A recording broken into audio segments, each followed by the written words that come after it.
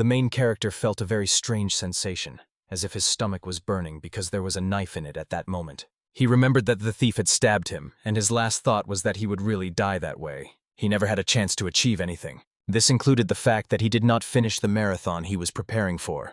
And when he was about to receive his diploma, his life was cut short. The state he was in then was at its peak, and somehow his desire to reincarnate was confirmed. And he gained unique skills, a bit in everything, but a true master in nothing. He again felt that he was receiving something rather useless. The next time he opened his eyes, he found himself in a completely new place, and could not understand what was happening. He remembered a conversation with someone, like a friend, when he was visiting a store to read manga.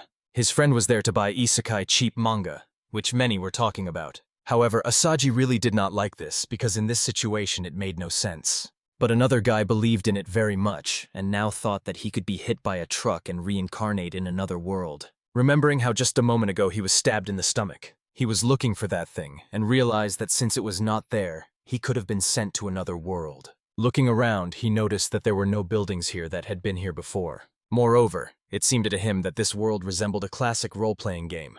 So he found a river and decided to follow it to reach the city. However, under the influence of the last memory, he thought about a skill that he had even before he was sent here. He was still in his thoughts when he felt a presence behind him. As soon as he turned around, he saw a small creature looking at him through its axe. Remembering the characteristics of the creature with green skin and a short body, he recognized it as a goblin, but it seemed the boy was late because the monster had already attacked him. He understood that for a fair fight on foot he would need a weapon, so he decided to run a little and realized that the goblin somehow could not keep up with him, and he found a good opportunity. He decided to pick the perfect stick, and as soon as he found it, he decided to take a utility knife out of his pocket to make a pointed tip, and, doing this, realized that it was very easy for him. He strangely felt better than he had ever thought, and while he was still rejoicing at this, the goblin tried to attack him again. This time he barely dodged to the side by an inch, and very frightened stood up again. Looking at the goblin's back, he thought that being a warrior was probably not very good, but remembered that right now he was actually nobody. He moved forward and then stopped the monster from behind. He knocked it down with one blow. It was the first time he had killed something. He realized that before he had no choice, because otherwise he could have been killed in another situation. And although he felt very bad, he was ready to take the blame. But as if fate decided otherwise, and on the shore he heard several girls coming from the depths of the forest. He realized that it was not just a goblin, and soon understood that by grabbing one of them, a whole horde could come to kill him. Having no other choice, he immediately started running as fast as possible to escape. And as soon as he did it, those monsters could not keep up with his speed. Asaji kept running until he managed to get rid of them. While running like that, he realized he had already broken the school record. But now he was quite hungry. Returning, he saw that the wolf was drinking water from the river. As always, when he saw a monster, he began to recognize it by its features. The wolf did not like his gaze and immediately decided to attack him, as always. He used that sharpened stick to kill that monster with one blow. After killing the wolf, he cut the body into edible parts and fortunately knew well how to do it. Even when he ate, the food seemed dry, but thanks to survival skills he finally managed to feed himself. After some time, when he was full, he felt a little better. But it seemed that everything was not so simple, because he again took only one monster, leaving the whole horde behind. He again decided to run as fast as possible so that it would not create a big problem for him. It was completely different than with the goblin, because the walls were moving quickly. He ran as fast as he could and soon managed to find a passage through the opening. Essentially, he found himself outside the forest, and a whole city was visible before him. And when he started running faster, he realized that the wolves were behind him. Somehow he finally managed to get through the gates. He considered it a great achievement, but just at the moment he was about to enter inside, one of the guards immediately stopped him and asked what his name was. Asaji introduced himself as John. The soldier asked why he was running into the city so hastily. He explained that wolves were actually chasing him. After making sure that the boy really meant wolves, Asaji told him that he was followed not by one, but by a whole crowd. The soldier suggested that he fight them as usual, because running was difficult for him. The next question concerned the bloodstain on his body and how it got there. Asaji felt like a killer after achieving this. And while he was doing this, some came to listen to Asaji's story and what he was saying. They did not believe that such a very weak man could outrun wolves, so they called him the Black Rabbit. The soldiers thought that his strength was such that it seemed as if he really could not kill anyone. And although he tries to explain that he had defeated the monster, they simply called him the Black Rabbit. From their faces, it was clear that none of them accepted what Asaji was offering, and they felt a little sorry for him. A soldier approached him and put his hand on his shoulder. They decided to find a good place for him where he could settle, and offer him to join the Adventurers Guild so he could get an easy job. He gently thanked him and entered the hotel, where the caretaker greeted him and showed him a room in the left corner. Upon entering, he stretched to get rid of fatigue and fell. He was extremely grateful to those who had helped him so far. Wasting no time, he decided to go check the Adventurers Guild. As soon as he arrived there, the receptionist, as always, was very helpful. One of the guys recognized him as the Black Rabbit and was glad that he finally decided to join the guild. Although he was from another world and all this seemed like a game to him, he decided to get documents so that it would not become a problem later. They asked him to give a drop of blood to obtain a status card, and he pricked his finger to drop blood onto a metal triangular card, and again asked her if there was any magic with him. The administrator said that he had no magic. However, she told him that he was quite fast. Asaji already knew this because he had seen him running away from monsters in the forest. Moreover, she said that he had a rather unusual skill, and this attracted the attention of the Adventurers Guild, who were wondering what it could be. Asaji was also glad that it might be worth getting into another world. But later, when the lady admitted that her skill was being a jack of all trades, there was no joy on his face because everything was ruined. Everyone in the guild did not want to admit that this useless thing was considered a unique skill. The traveler who was there before now tried to comfort him, saying that it was good. He remembered how he managed to make a spear from. They gather firewood and light a fire to cook food. However, he was never ready to say that it was all because he was a jack of all trades. Overcoming demotivation, he decided that no matter what happened, he accepted it with both hands and decided that from now on he would become stronger. Asaji took one task after another, gathered herbs and killed small monsters, and leveled up every day. He submitted all the guild requirements for quests and received rewards, and his status card was updated. All the reception staff were satisfied with his good work, because they saw that he was developing very quickly. For him, it already looked like a game in which he agreed to participate, and now he thought about throwing a party, which could be much better. In fact, Asaji never thought he would end up in such a situation, and still felt like it was some kind of crazy hallucination. Meanwhile, he searched for his reality and chose to be an MMO player or an NPC in an RPG, because he did not know why he was brought into this world. He had many questions about why this happened and where this story was leading him. While John was lost in thought, he did not pay attention and accidentally bumped into a woman who was walking ahead, and then apologized for it. When he looked at her face, he saw that it was covered with a mask with a large eye in the middle, which was quite frightening. When he was apologizing to her, he tried to understand what that huge eye meant, and for some time there was an awkward silence, broken by Lid's stomach growling, searching for food because he was hungry. Asaji immediately suggested that both go to a kiosk and eat something for dinner, telling her that he was already going to buy it. The woman decided to apologize and object to it. However, Asaji did not listen, so he immediately bought food for two at the stall. They went to the park to sit and spend time, and while Asaji was looking for a good spot, the woman was still trying to deny that she was being served by a stranger. At first, Asaji planned to just give her the food and go home, but he thought it would be more interesting that way, and when they found a bench, they decided to sit down. Asaji easily read the expression on the girl's face, who was looking at the plate of noodles as if her life depended on it, so without hesitation he handed her the plate, because he knew hunger could completely consume her, and he did not want to leave the lady behind. Moreover, Asaji believed it was better to eat with others than alone, and one thing constantly bothered him.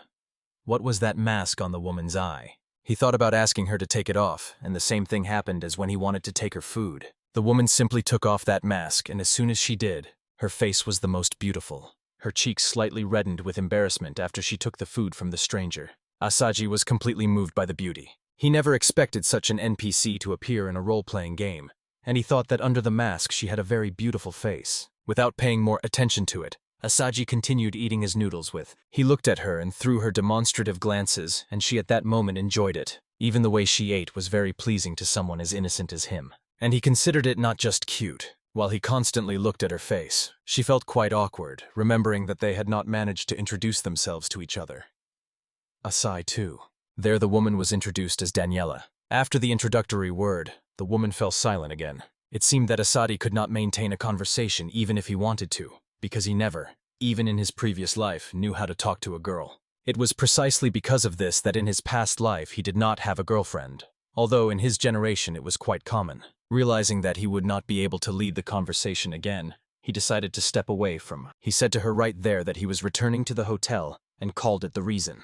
When he was leaving, he thought about how delicious the food was, which she liked so much. Her plate was completely empty, and she thought only about buying a little more food. She returned to the shop again to get it, giving him a few coins. She was very happy that she could taste 2 servings, and she stayed in the city for a short time, but her happiness quickly passed. People were approaching from the front, and that was not very pleasing. And they were somewhat strange adventurers who liked to bother and create problems for young girls. Daniel did not want to get involved in such a matter at all. Both her hands were full of noodles, and that was what she wanted the most. But it turned out that those bastards did not have such intentions. So they rushed forward and shook the food from the lady's hands right before her eyes. The noodles she bought to invite joy fell to the floor. Seeing how she stood, those adventurers realized that the lady was about to rush against everyone at once, although they tried to dissuade her from this pitiful act. When she was told that it really meant nothing, Daniela had had enough. Since she saw someone wasting food right before her eyes, she decided to intervene in the fight. Asaji heard a scream while walking to his hotel, and somehow it reminded him of her voice,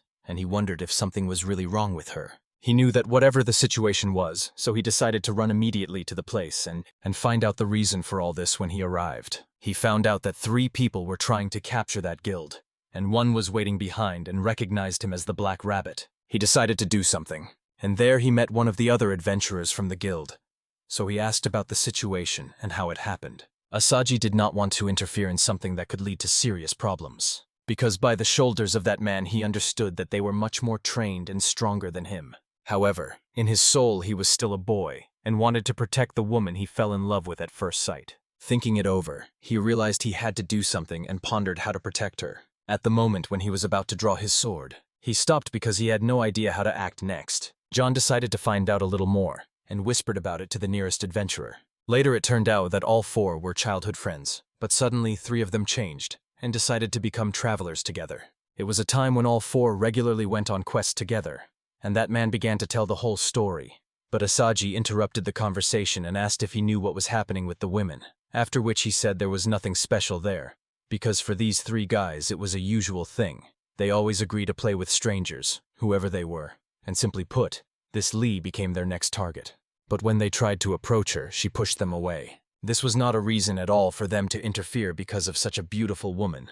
So he decided to go in and help, and then asked that man to help him deal with them. They made a mistake at that moment, and Asaji firmly said he was ready to go in and quickly get the lady out, and his plan was to distract them so Daniela could run to the soldier. He interrupted their fight and told the boy that it was a pity he threw the noodles on the floor. Daniela never expected that this boy would come back and help her, and when the travelers started talking to him, he tried to distract them. Meanwhile, he turned around and whispered to the woman that she should immediately get out of there and run to the city gates to tell the guards what was happening there. Daniela could not understand why that boy was trying to take her place in the fight. However, it was not the best time, so Asaji asked her to do everything she was ordered. After an awkward pause that lasted a few seconds, the lady decided to run away immediately as fast as possible, and when the travelers noticed that she was trying to escape, they told her that she could not, because now she was a heroine. Asaji stepped forward and declared that he himself would fight those boys, and this surprised them. They did not expect at all that he would speak so boldly. Getting cocky, Asaji drew his sword and pressed it to the necks of those boys, and while he was pretending to be tough, those boys were completely unprepared for what was coming from the front. He stuck the sword into the ground, and then, noticing a gap in their defense and that they had relaxed, Asaji kicked up sand from the floor and threw it into their eyes. This was very irritating, because no one could withstand such sand in their eyes, and the people kept rolling on the floor, trying to save their eyes. They scolded the boy for using such a hidden technique. Asaji did not take it as petty pride. He was glad that he could save the woman and decided to leave. And when he declared that he was leaving them to themselves, John behaved as if he had truly defeated those guys in a rather serious fight. He started running very fast again to catch up with the woman, and reaching the main gates, he saw that she was already standing in the middle. The soldier's full story narration. When the information was finally revealed, she thanked Asaji, and they both believed that the city guards there would sort out this confusion, so they stayed because they had many questions. When Asaji asked if she really got there or got lost, she explained that it happened thanks to her magic, which turned out to be extremely useful. Asaji was puzzled, wanted to learn more, and for some time could not believe that the woman knew how to use magic. The soldier heard the conversation through the gate and asked both to come in to answer the planned questions. As soon as they went inside, those guys were put behind bars, and Asaji was not ready for this because he considered himself a victim, while others were shouting. The soldier approached and explained that all their waiting rooms were occupied. Caring for those people, They could not allow them to leave because travelers might come back for them, so they decided to keep them in that cell. When Asaji understood everything, he calmed down a bit. However, he was not thrilled about life in prison for his own safety, but he tried to understand why when he was there was only one problem. Asaji trembled at the thought of spending the night in the same bed with such a beautiful woman. He settled on a small chair lying nearby, hoping to rest a little. This night was to be painful both for him and for his body. And although Asaji could not fall asleep at all, the very thought that at night he was so close to the girl was too strong. At night he realized that if that woman knew how to use magic, then magic could exist in this world, and all this was just a role-playing game. While he still thought that, as if none of them had left, Asaji decided to talk to her about how she first learned magic. She explained that everything depends on the inclination to magic, and thought that he might have these abilities, or maybe not. So she decided to check because she knew it was easy to do. Asaji agreed. She asked him to come closer, raise his hand, and start to concentrate, imagining that magic flows through his whole body. Asaji tried to concentrate as best as he could and relaxed a little. He felt an unwavering presence around him, resembling the flow of a wide river. And the color had already started from a transparent substance that was like a stream of water passing through his entire body, while Daniel was trying to understand what at her. He had and explained that it was fire. She told him that in the center of his core there was a small red and blue light. After some time, Asaji felt a burning sensation coming from the center of his body. His body began to freeze. It seemed that his abilities had completely changed, and she explained that since Asaji had little concentration, he lost a lot of magic, and a conflict arose between fire and ice, although recalling that night was quite sad. Much better than staying in the morning next to the woman when a soldier immediately came and asked if that guy did something wrong or caused a problem at midnight, but she refused to answer. After the night fight, the soldiers said they finally caught up with those adventurers. It exhausted them, and when they found out soldiers were after them, they made a mistake and were captured. And they also had to hire several adventurers from the guild, among whom was their friend, who revealed important secrets, helping in the proper execution of the plan.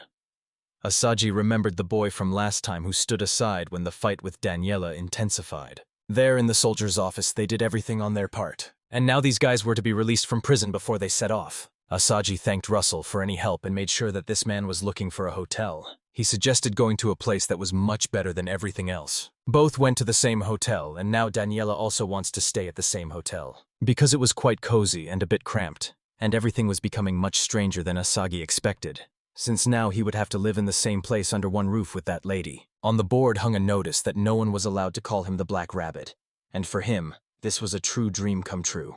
The next morning, when they both sat at the table to have breakfast, Daniela had not really woken up after the last rest and was completely unaware of her condition. She fell face first into the food, and this made Asaji think about his choice. She suddenly asked him to keep her company, and this was very unexpected for him. As for Asadi, he was clear about the party. He thought there were several people there, like a mage, a priest, and a knight, and he really liked such company. On the other hand, he could not understand why she invited him to join to form a party. So she explained that although he considered himself a weak person, she knew that he learned quite quickly, and that was exactly why she asked him for this. Stepping away from the rest, she told him that another reason was yesterday's events, and how he handled them showed that he was not just reliable. Asajin misunderstood what she wanted to say, as if she herself should take care of him, and that was the final reason. She showed that they planned to work together and believed that nothing more would be required from them. Although Asaji shone from this statement, she added that if she could choose whom to invite to the party, she would choose only him. Finally, they decided that if it was beneficial for both, they should simply unite into a party, so they went to the Adventurers Guild. While they were walking, Asaji noticed that the woman stood out very much against everything else. John was glad that the Black Rabbit's pranks had finally ended. He was worried that this lady would give him an awkward nickname again. While they were looking at the task board, they decided to choose something that matched their abilities. Although Daniela thought they should choose something too difficult to test themselves, during one of the quests, they found it as a taming task and immediately took it to return to the forest. And Asaji immediately remembered it because he was there when he first came from another life. They were there to tame several wolves. She explained that such monsters always move in packs, so on the first day, Asadi was pursued by several such creatures. There they were supposed to start the quest of taming wolves, and both took out weapons to handle it. At that moment, Saji did not feel any wolf monster nearby, so he asked the lady if he could check and clarified again if they knew how to search for others, and the lady replied that there were no rules for this, and she herself was interested in finding out this guy's stats. Then she asked him to repeat what she did to find it, and used the status word open to call up a screen that showed what they were all made of. And like Asaji, he was glad that finally, somehow magic appeared in the status. It seemed to grow quite steadily, and now the leader was worried and interested to learn about the skill Jack of all trades. Asaji explained that it was an ability that allowed doing anything, and told her how once during a fight with goblins he created a weapon and even turned something into a plate. But the only drawback was that he could not master any of the skills. Then he noticed unusual veins stretching across the woman's body, and told her that she could also have a unique ability.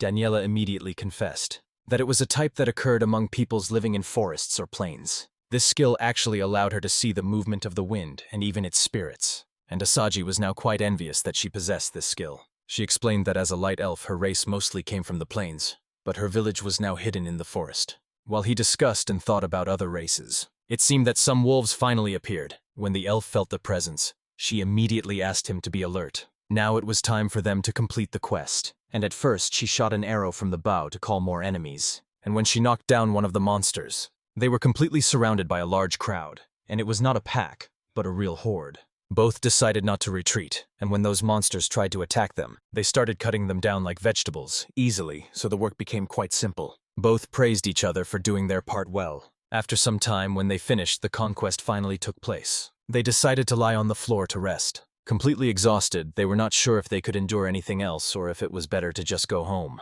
Since the day was already coming to an end and it was evening, they were getting ready to return. But just then they felt a strange presence through the screen. It was not possible to find out what it really was. Asadi was embarrassed, and the woman was too. At the moment he turned around, he found that something was wrong. However, he was not going to spend more time on it and returned home. Arriving in the city, at the reception they were handed a large sum as a reward for their mission, and the woman was completely shocked because she did not expect such an amount. She thought to spend it on buying an entire food kiosk, and Asaji was ready to propose a partnership. Besides dinner, they also planned to use the remaining funds to improve equipment, and after that Asaji had saved enough for such purchases. Unexpectedly, Daniela also expressed a desire to go with him and buy tourist gear to carry out tasks together for a long time. He was embarrassed to admit that such a beautiful girl as she was so interested in a gloomy guy like him. These guys had not yet decided whether to go for training with overnight stays in tents, and she thought it would be important if they planned to do quests together. Asadi could not understand how the day brought all these creepy ideas at once, but the woman somehow managed to read his thoughts and explained that she came up with it by accident. Since these guys easily handled the previous task, they believed they could do even better. According to her, camping in the forest allowed them to train and further improve their skills. They thought it would take about 6 days, 3 days to reach the middle of the forest, and 3 days to return. Asaji was a little worried that they might be attacked at night during the camp in the forest, but she asked him not to worry. They could use magical tools to create a barrier around the camp, and the woman, thinking, told him that this would be enough. Asaji was also ready because he knew they would have proper security. The lady had already agreed that such a request could confirm him. And meanwhile, they decided to gather supplies before leaving home to have enough provisions during the camp. The next day, they were supposed to go on a campaign, and for several days it seemed as if they were being intensively trained. In the morning during the trip to the camping, when Asaji woke up in the hotel, he realized that he had not been able to rest well the previous night. It was a perfect day, clear enough for a trip, and he was not just happy but too excited. When yesterday he went with Daniel to buy food and hiking gear for 6 days, he couldn't stop thinking about how exciting this trip could turn out to be because it was his first time living together with that girl in one tent for 6 days. It was Daniela who paid for all the equipment, and he felt less manly and was not going to fix that in the forest. He walked quietly past the breakfast table. While he was thinking about her presence, he began to eat, but something was bothering him because he knew that this lady never missed breakfast. Thinking that she might have overslept, he approached the door of her room and started knocking. When she did not answer, he decided to go inside because the latch was actually not locked. John noticed that the lady was lying under the blanket, not worrying about the big day ahead of them. Asadi did not expect that this could be the reason. He remembered that during his student years he behaved the same way every time morning approached. His mother would simply come, take off the blanket and the curtains to let in some sunlight and interrupt his rest. All those memories flashed through his mind, so he decided to do the same. But he never expected to do all this for the lady who was peacefully resting. He went out and with one motion took the curtains off the wall to let in the sunlight, and with the next motion, calling her in the morning, he took off the blanket but did not expect at all what he saw. The woman was completely naked and lying on the bed without clothes. After some time, when the sunlight burned her with its brightness, she felt a little restless. Asaji was completely confused, and while the lady was looking for her blanket, he couldn't decide what to do next. Hearing the boy's voice, she wished him good morning, and somehow opened her eyes and sat up after someone responded to her greeting. However, as soon as she stood up, she noticed that the upper part of her body was uncovered. It was quite funny, and Asaji stood stumbling, holding the blanket. He tried again to figure out what to do next. She asked him to leave. He stood by the main gates as ordered, stunned and trembling with fear. And now all his memories of returning from his previous life were erased, and he could not recall anything. Inside that little elf girl were already her claws, and she blushed deeply. She was shivering at the very thought that someone could see her in an awkward position, and she remembered that that night she had drunk a few shots and then went to bed early. While she was unconscious, she probably took off her clothes because she was quite hot. Reflecting on the situation, she realized that this would not have happened if she had woken up earlier than scheduled, and now it was obvious to her. That man really did nothing wrong. She was only thinking about correcting the situation, while at the same time she felt uncomfortable thinking about how to deal with it in the future. Both decided to go camping as planned, and after some time they reached the entrance to the forest. They knew that from there they would have to spend the next 6 days. Did he ask her to allow him to release inside? It seemed the woman was not listening to any of his words, and for some time an awkward silence prevailed, which was interrupted by Asaji's gaze, who was trying to understand why she was silent all this time. He assumed that she might be angry because of something bad he did, and thought that he was very careless. Because no one should enter the lady's room if it is open. His thoughts got out of control because he imagined how it would be if she lay the same way during their camp in the forest, but he could not ask. On the other hand, the girl did not say a word. She is trying to decide what to do. Since morning, she could not behave normally with John. Her behavior was childish, although the boy tried as much as possible to lighten the atmosphere. She was immediately overwhelmed by an awkward realization, and she wondered if the boy had considered that this is how she usually rests when she goes to sleep at night. It was even more humiliating for her to accept, but she could do nothing about it anymore. When it was already starting to get dark, Saji decided to set up camp and did it quite well. There he placed a magical barrier in the form of a magical device outside, which created light. And they were all ready because the inner part of the barrier was protected by magic. Asaji asked her to teach him the Sen skill a little more, because that was the reason they initially decided to set up camp, recalling the day spent. He told her that the lady taught him many things while they were walking through the forest, and it was thanks to her that he began to see the world differently. Asaji planned to learn new skills, and at that moment he looked at her. He realized that it was thanks to this woman that he was able to survive all of this, and considered himself lucky because, when he first came to this world, he knew almost nothing about survival. He knew that until that time he could have survived if he wanted to. But as an adventurer, he always needed help or someone nearby, and it was precisely because of the incident with the black rabbit and turning to others that everything turned out not to be so difficult. Everything changed when he met Daniela, because that meeting was fateful. And now he thought that all this could simply be fate. This woman played a very important role in his thoughts, both good and bad. Daniela was completely silent and did not utter a single word. And knowing that a lot of time had already passed between them, she thanked him in response, because she knew that he had always been kind to her. He offered her tasty food after she was embarrassed in front of people, and ran to help as soon as he heard her scream when travelers were mocking her. She believed that this man had always been a good person, always ready to help and support when needed. After that morning when he saw her naked on the bed, everything changed in her mind, and she thought that the guy might consider her some kind of strange woman. At night, when everything settled down, they decided to finish dinner, and Asaji used his skills to light a fire and eat. It seemed that both were playing some kind of game in their minds, and Asaji started again, recalling everything the lady had done for him that day. Although his unique ability accelerated the development, he believed that it was all thanks to her, and this time he thanked her aloud, and told her that every day became something new, which he awaited with impatience. Daniela did not react at all. However, her face was red, and he again thought it was because he had seen her naked in the morning. Starting the conversation, the woman finally decided to find out if the man was thinking about what really happened in the tavern, and his satisfied facial expression finally showed that he was actually a pervert by his own will. Realizing that the woman next to him felt unsafe, he decided to step away and rest a little, then began to leave. But at the moment he passed by, the lady froze in place, quite surprised. She realized that everything she said happened because his appearance caught her off guard when he came to thank her. She tried hard to convince herself that what happened in the morning was not intentional at all, and having thrown everything aside, she believed that he had done more for her than she had for him.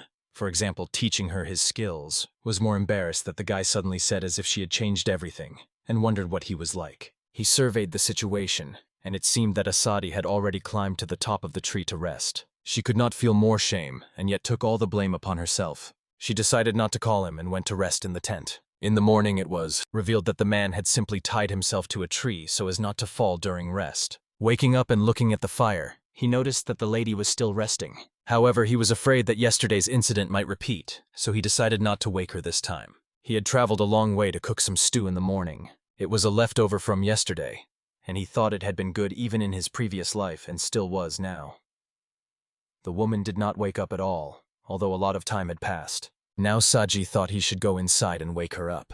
Although he was afraid that yesterday's incident might repeat, he decided not to go inside, but instead to go out and prepare for himself. When the woman woke up and came out of the tent, first her eyes searched for the boy, but he was not there. She turned around and found that the man prepared some stew for her from the leftovers and gave her a bowl and a spoon. It was generous. She liked it. He liked that the boy had made an effort, washed the dishes, and placed them on a towel so that dust would not settle on them. It meant he was attentive. She enjoyed the warm soup, and it reminded her of John again. But at that very moment, she felt that something was approaching her. It was quite stunning. Ahead came Saji, and this time he was carrying a deer on his shoulders in bright light. Both greeted each other and wished each other a good morning. When Asaji saw that she had already finished breakfast, he lowered the deer to the ground and explained that he had already drained all the blood, so they could just pull out the entrails and have a feast. He was skinning or asking for help with something, and while he was doing that, Daniela approached from behind, shy and stumbling when she began to speak, and then unexpectedly discussed the last day. In any case, Asaji did not expect this, and it could have caught him by surprise. But the woman simply bowed before him, apologized for the mistake, and explained the misunderstanding, and now they were just exchanging apologies. For them, it was usual.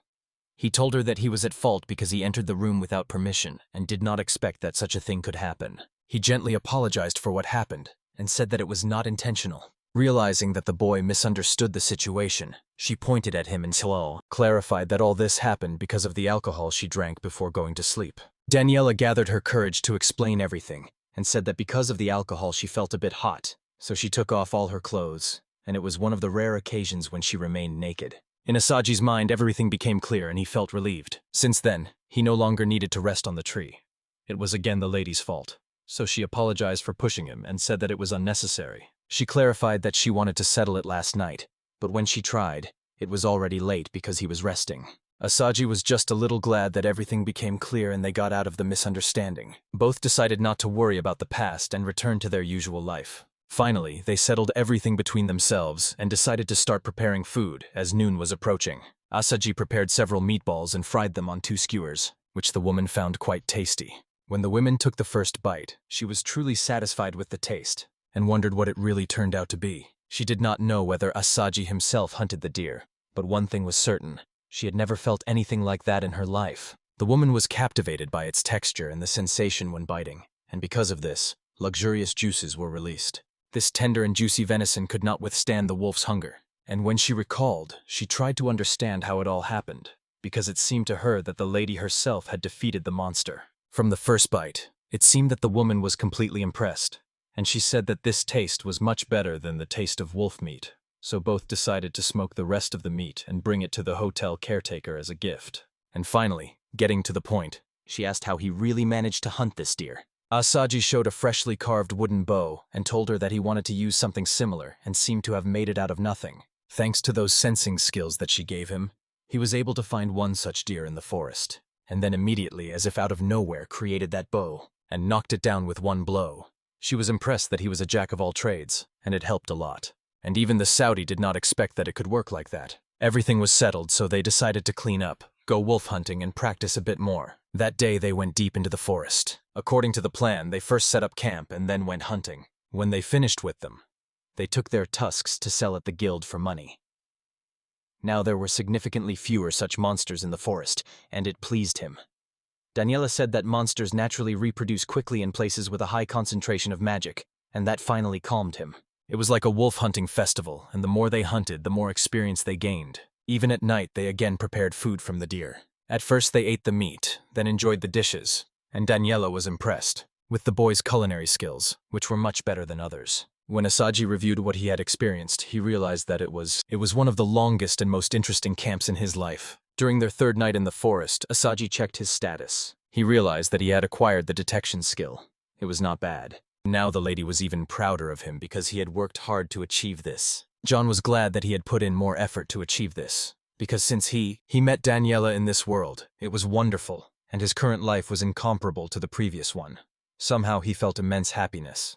However, it seemed that this happiness would not last long, and the little elf immediately sensed someone's presence. And when he was about to look for his table knife, the woman stood up and spilled all the food, which shocked Asadi even more. When she was about to run, she said the same thing to him, and when the boy asked for clarification, it looked as if he felt the presence of something behind him. She said it was Beowulf, and they needed to get out of there as quickly as possible, because they definitely wouldn't be able to catch up with it. When Asadi saw Daniela's facial expression, he realized they were in trouble, and if it got closer, the creature could destroy them. It was a huge monster that radiated a suffocating pressure, as if the Reaper himself was watching them to hunt and approach. And as soon as he felt it, he understood. Although the woman had many years of experience, it chilled her to the bone, and the only thing they had left at that moment was to run away as fast as possible. These monsters were rushing now, and they tried to prevent those guys from passing through small packs of monsters. And although the party managed to cut down a few of them, they thought escaping would be a boring and difficult task for them. Daniela told him that it was the strategy of the big monster to divide them. Asadi decided to focus on survival, regardless of what it would cost them. Both decided to figure out the situation, realizing they couldn't fend off such a number when a high-level monster was chasing them, so their only way out was to hide and hope it would end. They noticed a shelter at the end of one part of the forest, so both decided to run to it while other monsters tried to attack them from behind. After some time, they were completely exhausted and reached the gates. It was somewhere in the middle of the forest, and it seemed to them that they had somehow gotten rid of all the wolves. Now they were interested in the building standing before them, and the elf who was looking at it. They clarified that these were ancient ruins, which were not expected there. She explained that her ancient ancestors once lived in such cities with different architecture. However, most races had already been destroyed. Previously, all groups lived under one roof, but now elves were divided by various features, including skin color and traits. In short, the woman was not sure whether that building really existed, and whether all those categories could have been under one roof, because it happened long ago and she believed that no one was there anymore. Daniela knew that when they died out, only branches remained and people created their own tribes, but all shared the same blood. There they decided to visit the ancestors and both smiled. It was clear that they found it interesting. When they entered this room, the elf woman could not believe how well everything there was preserved, and she began to talk about it. Although the ancient elves died out 1,000 years ago, their sub-civilization still lived here, and she concluded that probably magic kept this place clean. This became possible because, as they say, the ancient elves used advanced magic, and Asadi realized that this place worked by itself, like a machine. In other words, he understood that although the place might seem unremarkable from the outside, inside it could be filled with magical technologies. It was then that the woman again felt an unpleasant presence and explained to Asadi that the monster they had been running from all the time had found them, and was near the main gates of the ruins. Asadi found one of the openings and decided to go through it, because both of them could pass through it. The monster could not, and then they were able to plan what to do next.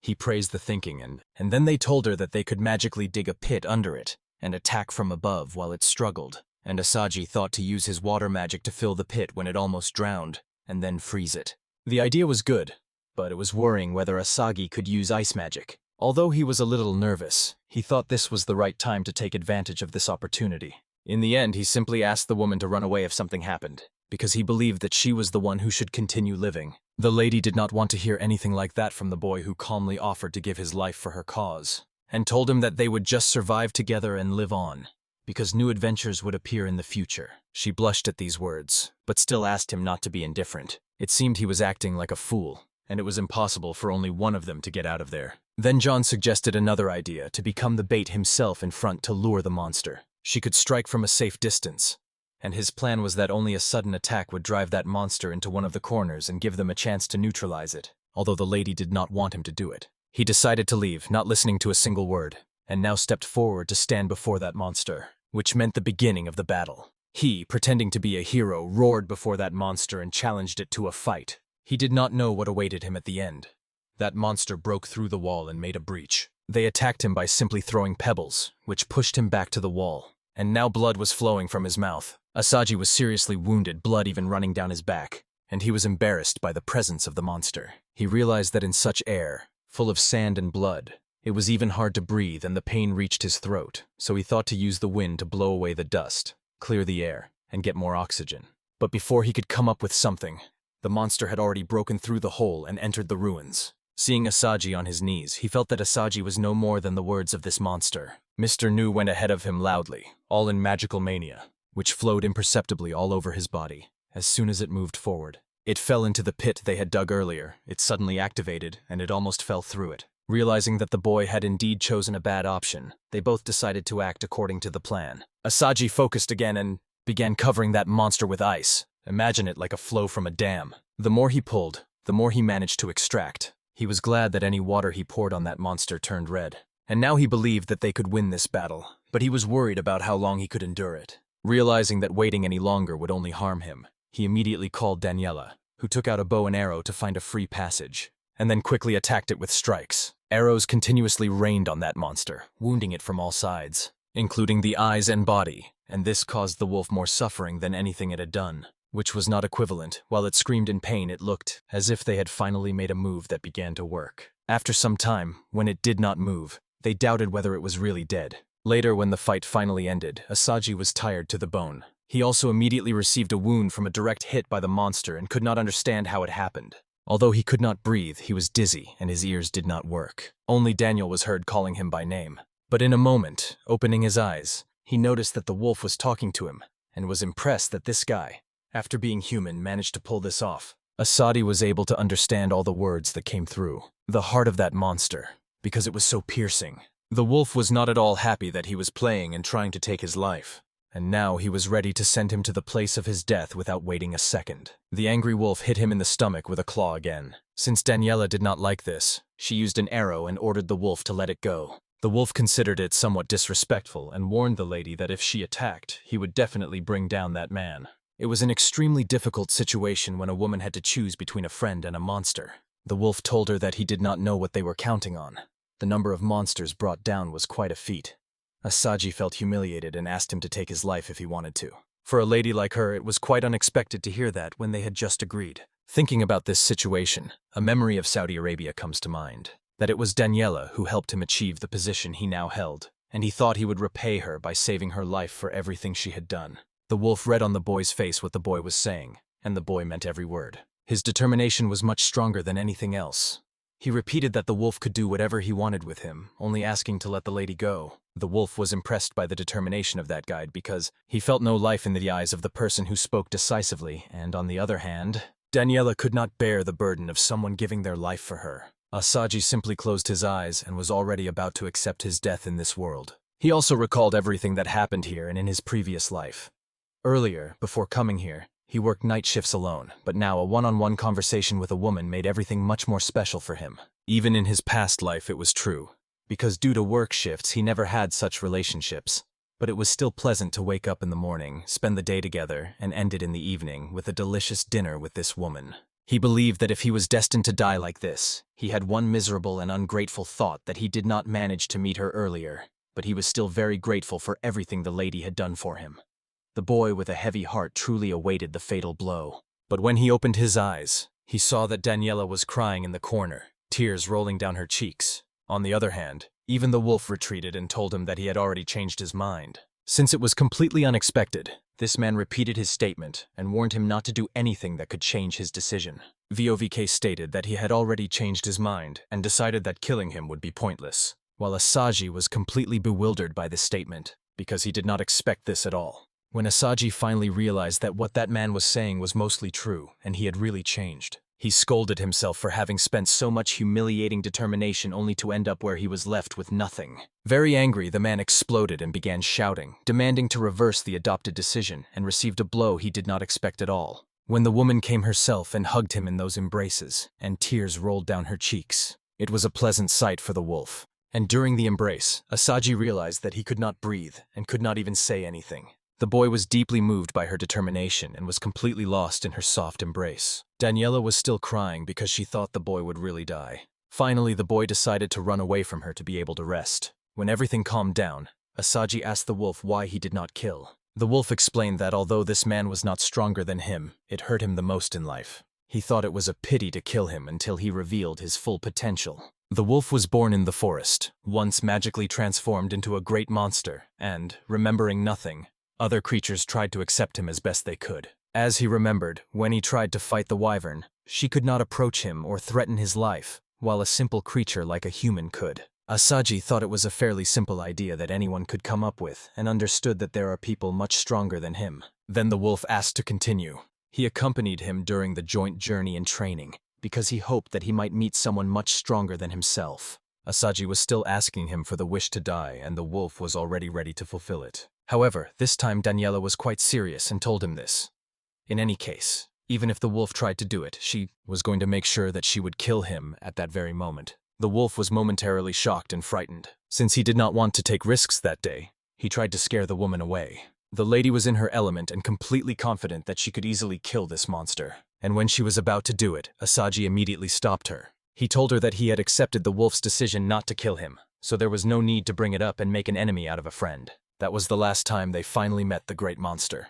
And with that, the battle finally ended at that very moment. His instincts suggested that only the behavior of that monster saved them, and although he felt relief, above all he was exhausted. At that moment, looking at the top of the roof, he noticed something. Then asked the lady to look at it, and they both decided. He went in to check if there was any light there. When they moved, it turned out to be the same wolf that was clearing the way for them so they could pass. And it was clear that the monster was trying to strike them, hiding its true intentions. As soon as this opening appeared, they entered a room whose existence they had no idea of, and would not have found if they had come alone. The room was filled with various weapons laid out nearby, and when Daniel looked at them, she immediately recognized that it was ancient elven weaponry. They might have been made 1,000 years ago, but he wondered how they could have been preserved for so long, because it was a form of powerful magic that maintained the condition of the items. She knew that it was called an environment, and it was of a completely different level than the modern one, especially in how it prevented and stopped destruction. According to her, this magic was cast on the weapons so that it would preserve its condition for over 1,000 years. When Asaji looked at them, he saw that these things were again as luxurious as they once were. Daniela added that this weapon had its own peculiarity. It did not chip during battle, and the materials from it were valuable artifacts that the nobility collected for their decorations. Due to the high cost, not everyone was supposed to have this item, so Asaji thought about selling it to have something for backup. Daniela agreed, but was worried that the estate owner might get angry because it was stolen a few years ago, and say that it was supposedly a reward for an adventure found during exploration. Asaji realized that if those nobles needed it, they would definitely buy it. Many weapons were set aside nearby, and Asaji looked in their direction. It was expected that it might be a lady who could carry them all, but as soon as she lifted one of the bows, she noticed that it was much heavier than usual, and she really could not carry all of it. They thought about what decision would be right, and Asaji asked her to go with him, taking her old weapon, because he did not want to force her. Asaji planned to change his weapon. Since he planned to fight with another set of artifacts, he decided to take one of them.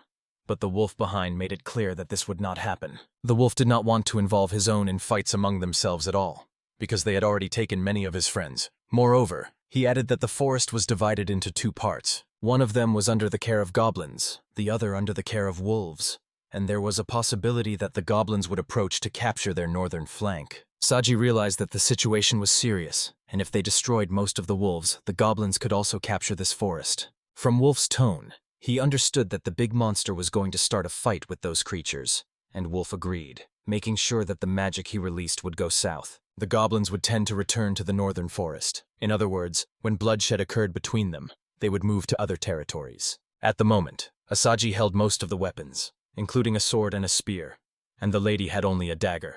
Although many events happened in the forest this month, it was their last day, and the last time they camped. From there, they decided to return home, but the wolf stopped and told him that he remembered something, because he wanted to unexpectedly give him something. The wolf called him back and said that since the man really managed to get all the useful equipment and treasures from the forest, he wanted to give him a skill called Magic Lift, which confused Asaji. Wolf clarified that he should be grateful because he is giving him a chance to fight again when he reaches that level of power, and immediately roared into the dark forest. This somehow gave Asagi some power that he felt through the glow. There he felt that he had learned. A new skill suddenly appeared. The skill was called the Legs of the Forest Wolf, and the wolf went away, disappearing with a promise to meet him later in life. When they were returning from the forest, they found a true miracle that saved them. But Daniel did not look very happy. She said she was a little upset, because she wanted to train even more in how she said it. It seemed that something was happening in her head, but it was not so. Without discussing anything further, they decided to return to the camp because she was already hungry.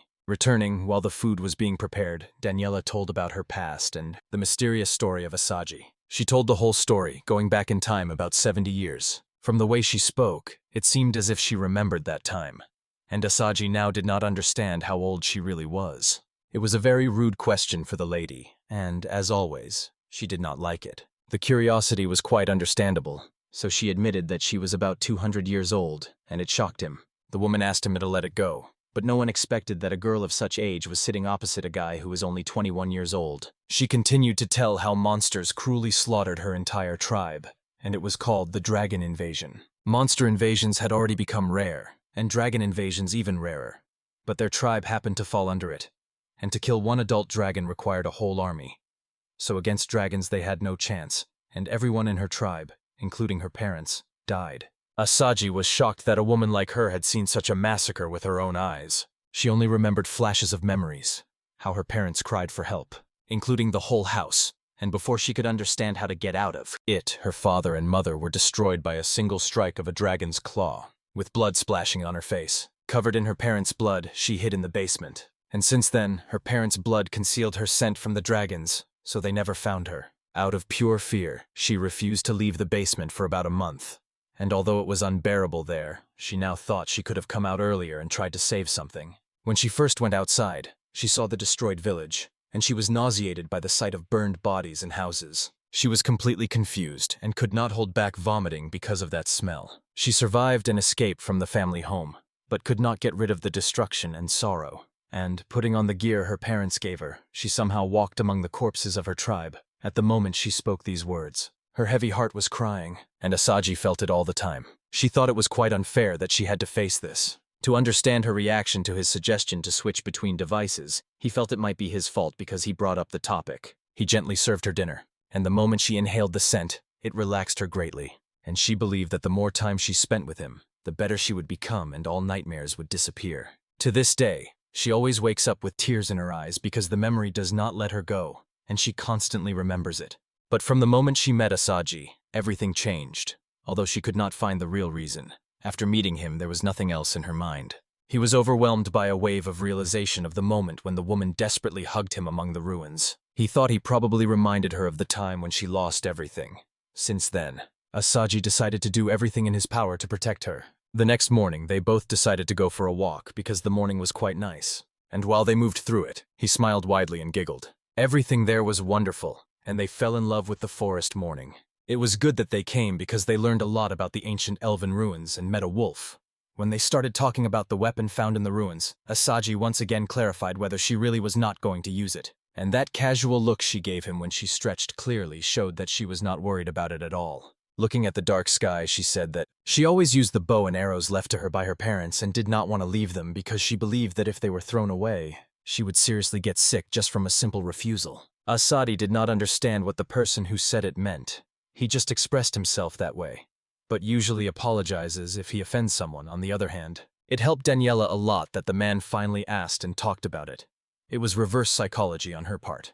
Although he wanted to encourage her, in the end, she was the one who encouraged him. Then he asked her if there was a chance that a person like him could ever use elven weapons. He received an affirmative answer with an explanation that he has a unique skill that completely distinguishes him from other people, and they believed they could use him better than any elf or other race. She spoke in such a way that it seemed as if Asabi had some cheating skill, but in reality, he had nothing like that. For his own sake, he trained and decided to start with the basics, and there they decided to take a good nap before packing up and returning to the city. After returning to the city, they immediately went to the Adventurers Guild to turn in everything, the items they had gathered during their expedition. At first, they allowed the guild to take care of those ancient weapons to check their capabilities, and for the initial procedure, the receptionist took some of Daniel's blood to register these magical weapons for storage, and this was the code by which it was done. Learning that Asaji was responsible at the guild that day, he considered her a good girl, but her reaction was quite bold when she first saw him with Daniel, because she could not come to terms with the fact that he had such an attractive girl.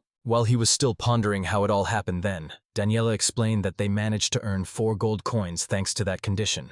The quality of the material was also confirmed as the best. Since it was already time, they decided to go and spend the rest of the day at the pub. but she wanted to go alone. So Yella stopped her, and now they went together to enjoy it, calling it a small party in honor of coming home and a Thanksgiving party. When she got drunk, she completely lost control. Although she was even cuter, everything was already finished, so they enjoyed the feast for a whole hour. When they already had everything, they decided to return to the end. But just then, when Asajj was about to leave, the receptionist who was there before approached and immediately stopped him, reminding him of his stupidity, decided to get all the information about the weapons. He just said that they accidentally found them during the trip, and at the moment when she was asking all those questions, she stood quite close to him as if she was going to hug him. The receptionist was approaching him closer and closer, called him a precious stone, and explained that in the future she would value him even more. From her behavior, Asadi understood that the woman was quite frightening. She was completely impressed. She made sure that the boy really packed all the weapons and fangs in just 3 days, because it required more than just talent. Since Asadi was stuck with that lady and she kept praising him, he thought about asking for help. He was just asking her in his thoughts to let it go because he wanted to go home and rest. He could only count on a friend's help. When he turned around, he noticed that she was also completely lost in him. Drunk Daniela mumbled that she knew he would one day become a great adventurer. However, receiving this compliment, he called it simply kindness. The lady continued to say that, in her opinion, this guy was supposed to become the strongest among all adventurers. The information that was spreading at that moment, he was never ready to take as a compliment, because it was too much like a harem. Another nice day, and Asajj decided to go wash up, because he remembered that he hadn't bathed for 6 days. As soon as he entered, the fatigue immediately disappeared, and he enjoyed being inside. After coming out, he didn't know what to do on his day off. Others were there too, quite exhausted after the previous night, and they talked about how wolves had finally started appearing in the southern part of the forest, and the guard noticed it first. They felt that now the wolves were migrating from north to south, so they would now have to deal with them. Asajj remembered that last time during the meeting, a big monster said that they would move south, but he did not expect it to happen so quickly. They were the sole reason for the entire relocation, so he took the blame. He visited the blacksmith when he came to pick up the items he ordered,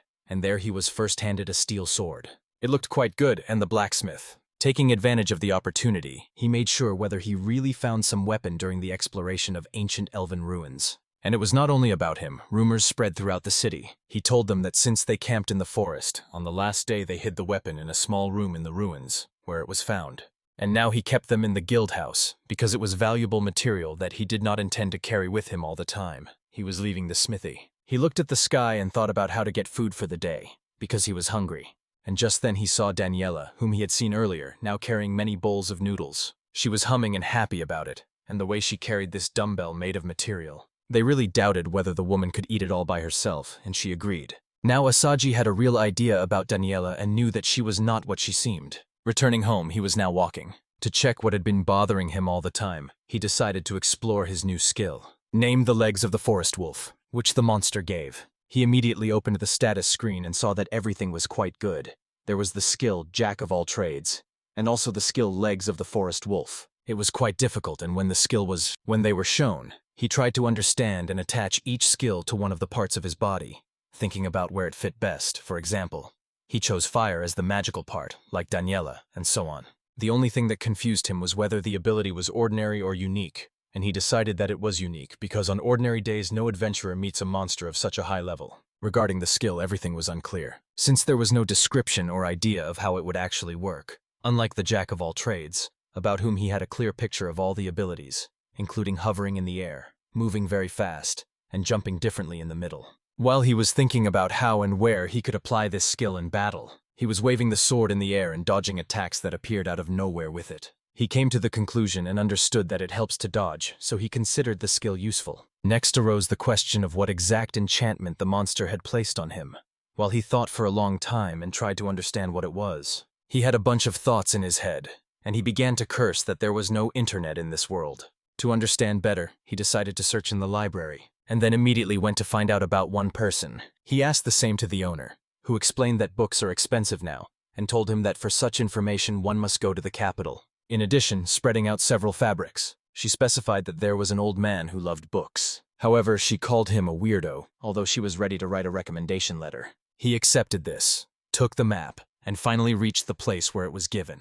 An old man lived there, and after he knocked, a book collector came out, looking like an old sack, and he was called Will. He explained the whole situation and gave the recommendation letter, so he was invited in, where he led him straight to the library. asked him to treat everything carefully.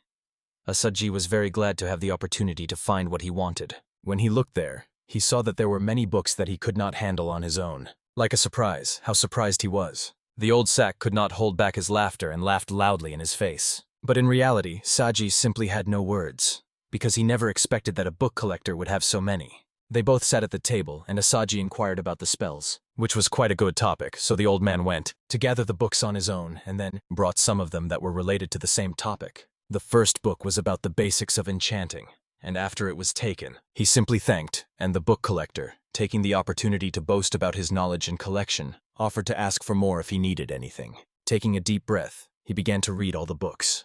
Meanwhile, tea was also served to him to relieve fatigue. There was a good caretaker who asked him to take care of his health while he read books. However, at the moment, none of the books she touched gave him the necessary information. No one wrote books about the beast that gave someone skills, and Asaji was not happy. Even after reading so many books, Will asked why he had come so far. He knew that this silence would lead him nowhere. He said that he had recently fought a giant wolf, but before he could finish the sentence, the old man, shocked by what he heard, shouted. The guard calmed him down and explained that such a reaction could be expected, because the monster he was talking about was a creature that had lived in the forest for a very long time. Asaji already knew about this and understood that he did not have enough knowledge about that monster. The old man continued to tell that it was a monster, on a completely different level compared to the rest. Now Asaji wanted to find out what exactly he meant by a completely different level. He said that ordinary monsters rarely evolve, and it is hardly ever heard about because they do not change simply with age. Long ago, a certain scientist tried to raise a small monster,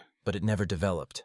By this he meant that one scientist finished it. His research talks about detailed thoughts recorded in the royal palace in forbidden books. And in that book there was a passage about how he tried to give very concentrated magic to some weaker monsters, but most of them died almost immediately, and only one monster survived. When asked what kind of monster it was, the man was silent for a moment. And then it turned out that it grew at explosive rates that defied logic. And it escaped, destroying an entire small town in a few seconds. Then they had to call the royal army to destroy the beast. But the losses were catastrophic. And the researcher, fearing for his life, immediately fled, and later he was caught and sentenced because his research caused so much disaster. In short, when he said it was a completely different level, he meant that this monster could deal with everyone in an instant. And now Asaji realized that the moment of fighting the giant was no joke at all. The old man apologized for getting distracted from the topic during the conversation, and then asked what really happened, but the boy said nothing, so the old man was forced to bring him to his senses. Asaji admitted that he received an enchantment from one of those monsters. Over the years, this increasingly shocked the old man, so he decided to take another sip of tea, and told him that he had never heard of a beast passing some skill to a human, and he explained that he returned only to find the library in that place. The old man explained to the person that when it comes to monsters, they are considered a threat to humanity. He asked him never to talk about it with anyone, because it could cause many questions, and he could be caught. Simply put, the boy warned him not to use his new skill on people. Later that day, although Asaji, he did not unravel the secret of the spell but still found out who the real monster was. As far as he knew, it could not be called normal, because Beowulf was an advanced being with enormous strength. In short, if that wolf monster gave him a unique skill, then he wondered if he would be able to cope with it from now on. He postponed worry for later because now his heart was happy, as tomorrow he was to meet Daniela. The next day they sat again at the breakfast table. Asaji was drooling when breakfast was served. He knew that all the restaurants in the city were quite expensive, but the Guild Tavern was the place where they served tasty food for the lowest price, and that was the best. He knew that the food in the city was the best, but then he wondered if he would stay here forever. The question immediately disappeared after the first bite. The bacon completely enveloped him. The juice soaking the body was incredible, and moreover, the scrambled eggs wrapped in bacon were fluffy, like a butterfly, and it had everything. The crunch and the combination of flavors, so it was a completely different package. It was the first time in Manga that we saw a boy completely naked when it came to food. He was going through a difficult period and hoped for something when Daniela appeared out of nowhere. And again he realized what he was really doing at that moment. He was ashamed that he was caught in such a disgusting act. But then she decided to stop the conversation during the greeting, and simply asked him to behave like a human. She sat on the other side of the table and ordered breakfast again, and Asaji understood that this woman also would not be able to withstand the taste. When Daniela took the first bite, he felt the same thing again as Asaji. The taste was so pleasant that she tried in every way to restrain herself. However, the food caused such a rush of bliss in her that she was dizzy, because the expression on the lady's face changed. Asaji asked again if she was okay. Then she was offered to dip bread into the soup and savor it. This would add another level of flavor. When Letty applied this and tried it, she realized that although her whole body felt the forms, she could not control herself, and finally imagined the same situation as Asaji. When the meal ended, both were delighted and also satisfied. Thanking them for the food, they decided to return to the conversation about what they will do from then on. Asaji asked if they were going to stay or move to another city, and then he asked why the woman traveled alone all this time, and she, recalling the same story, explained that after losing her homeland, her only goal was to travel and explore the world. She had all the comforts, wealth, health, and millions of years of life, so she enjoyed this and her skill in diverting attention. It seemed Asaji was bothering her in this. Daniela had never thought about it that way. She had already been to many cities, and this city seemed different. And then she indirectly addressed Asaji, saying that he was the person she could completely rely on in life. He liked it very much, but he was not going to stay there forever, and now decided to go with her when she agreed, because both were at the party. Recalling the words of the great monster, you remember that the monster also had to cross to the other side when the goblins moved to the southernmost part. And there he decided to tell her everything he learned after visiting the old man's house about the monster. When they told the whole story, she recognized this information as invaluable and understood that what they were fighting was not ordinary and they would not be able to handle it. Now it seemed a miracle to them that they got out almost unharmed. The conversation with the wolf showed how intelligent he was at that moment. And now he believed that they could ask the wolf not to do any harm to the villages. This was much better than doing nothing. Even Daniela agreed that it would be good if they tried, because otherwise it might not yield results. They believe that the guy will listen to them. If they try to object, he might agree with it, and that would be their best support. They believe that if they could make him keep his word, then maybe he would go on a journey, and they could go their own way. They wanted to leave right then to return to the forest. However, they could not, because it was raining heavily outside. Since the plan to leave had already failed, Asaji returned to the room and decided to practice magic. He did not seek praise, but understood that he had to be able to take care of her if they set out on a journey together. For the first time, he gathered all his energy in his palm, made a sphere, and decided to hold its shape as long as possible. After some time, when you looked at it again, it looked quite good. To avoid any accidents, he decided to carry it with the utmost caution. He practiced this over and over, comparing it to an ice bubble in the other hand and feeling that the more water he directed at it, the denser it became. He himself could not understand what caused the difference in sensations, so he decided to return to Daniela and ask about it. Standing on the threshold, he called the Almighty Master. And when she opened the door for him, she was in a nightgown and asked him to release the master's thing. He showed her both bubbles he had created in his hands and how he used them. The master reprimanded him for practicing magic inside buildings. She understood that it could happen that he would lose control, and with that, the whole house would be destroyed. At first, Asaji did not even think about it and called himself a fool, but she simply asked him to keep control over the magic. Everyone took a deep breath and stabilized it. After some time, everything fell into place. And finally the magic in his hands took the perfect form. And now the lady thought that magic should not be his first lesson, because he needed to learn common sense. It was a complete humiliation, and Asaji was called into the room while she sat on the chair, and he held both magics in his pawns. Returning to the question, he asked what the difference was. That one magical sphere he created with imagination, and the other only with the help of water, and then asked about the difference between them. She explained that one of the spheres, for which more effort was applied, could contain a higher concentration of magic than the other. The woman asked him not to go through all the steps to get a bright magical image. It had to be perfect, and his only flaw was that at that moment he lacked practice. For him, there was almost no doubt that if he continued to train as he was now, he would become a powerful traveler. He could not understand, but for some reason these words sounded pleasant to him, and he could not hide his joy, so he accidentally broke the magic sphere, which splashed water in the woman's face. Asaji immediately apologized for his action, and since the lady was all wet, some parts of her body were visible through her clothes. This was again inappropriate and uncomfortable for the woman, so she asked him to turn around while it rained for 2 days in a row. On the third day, when everything was fine, they went outside. They went into the forest, but as they walked through it, they found that although the weather had just cleared up, the ground was not walkable. Daniela reacted differently. She was not even slightly moved. This meant that for him he was the only nice and experienced one, and he was just at a wonderful age. Again they treated him like a child, although he was actually very young. They stopped in the middle of the conversation because the woman felt a presence right in front of them. Asaji also did the same, and, knowing that it could turn out to be a dangerous company, they decided to retreat as far as they could. And now to find themselves in such a clash. When they arrived, it turned out that there were only 2 of them. However, in their eyes, the hostility was much stronger than before. The wolf looked up, hearing some kind of call from the other side of the trees, and then immediately retreated before Asaji. This meant that these two were simply asking them to follow him deeper. Having gone deep into the forest, Asaji finally met his former enemy or friend, the wolf monster, who sooner or later was waiting for him. Since it was time for him to leave this place, he knew he would be there, but he never knew that the time of his arrival would be so perfect. Asaji pushed the wolf aside as if it posed no threat, clarifying that he came to ask for an inconvenient favor. He knew that this request was one-sided, but still believed that the man would understand the situation, and asked him not to attack people in the villages during his expedition. Wolf reminded him of the agreement, and Asaji explained that the reason was that if he attacked villages and people, a bounty would be declared on his head, and other monsters and adventurers would come together to destroy him. Wolf reminded him that he was a demon. However, Asaji still continued to ask for the favor, because he himself was going to fight alongside him. Asaji knew he was a demon, and although it occurred to him to worship demons, he knew it was all nonsense, and it was the least he could do. Noticing that the boy spoke like a young warrior and clearly believed in what he was asking for, Wolf was ready to fulfill his request. Asaji found it amusing to learn that he managed to reach this monster. At that time, the monster already considered Asagi a brother-in-arms.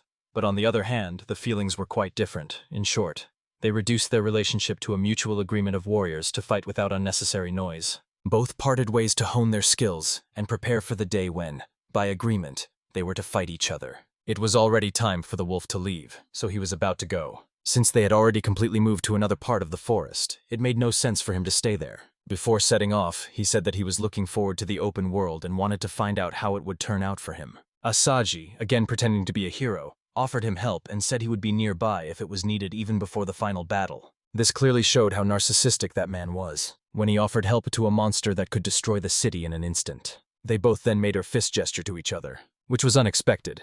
But after that, they finally agreed. Both laughed and burst out laughing at the pleasant news, and this sight even pleased Daniela, who perceived it as brotherhood among males, read and understood that in any case, if the monster raised a paw against her, she could think that he was going to attack. Everything was decided. And now the wolf turned around and left together with the pack. Both stood there happy, because they knew they had finally achieved their goal. They asked where they would move next, decided to rest that day and planned to set off the next day. But when the problem with the wolf was solved, they set off. And now there was only saying goodbye to everyone and gathering equipment for the road left. At first they visited the duty officer at the hotel, who was unhappy with their departure, but could not stop them due to his own reasons. They thanked her for the hospitality they received there. It really helped a lot, and the woman wished them luck in life. Asaji knew that he would return to the city, because it was his hometown after he ended up in this world, and he was not going to leave forever. Then he visited the blacksmith who made a sword for him and learned that they were leaving after living in the city for a long time, and realized that a great adventure awaited them ahead. This saddened him a little because he would miss them. The real purpose of his visit that day was to return the money he borrowed on the first day he arrived in the city. The blacksmith asked him not to pay attention to it because it was just a gift. Everything was settled. So he decided to leave because he had to depart the next day and needed to buy something on the way. When Asaji was about to leave, the blacksmith immediately stopped him because he wanted to give him something. Taking him, he went out.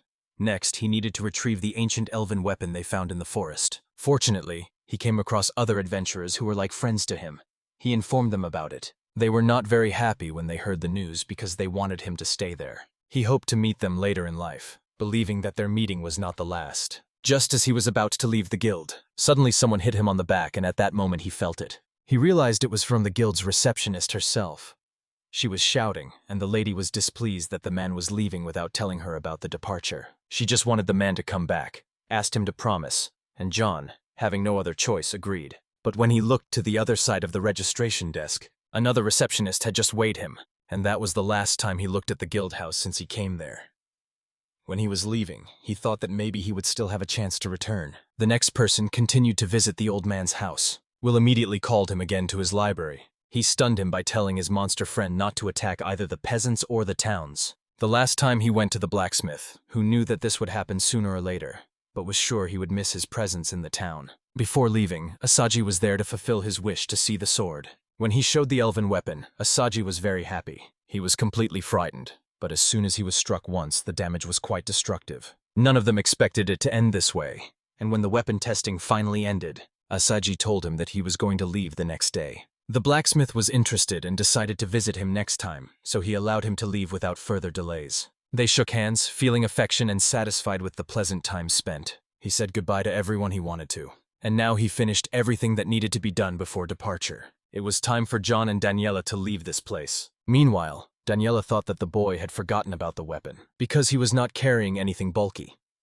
He clarified that Mr. Russell gave him something like a bag, which was dirty, but he told her that the pouch had a unique enchantment, and, although it seemed small, it could expand inside like a magical sack. Currently, this bag held all the items, including weapons and other equipment they needed to carry on their backs, and resembled a four-dimensional pocket. This was very useful to them on the road they were heading to. When he left this city, he thought that after returning he had learned a lot. There were difficult farewells, but they had to happen. Both decided to set out on a journey to the new world once they were already on the road. Asaji found out that it would take them 6 days to reach the next city, and that was quite long for them. But Asaji thought it was not a problem, because they did not need to cross the ocean, only to pass through a few mountains.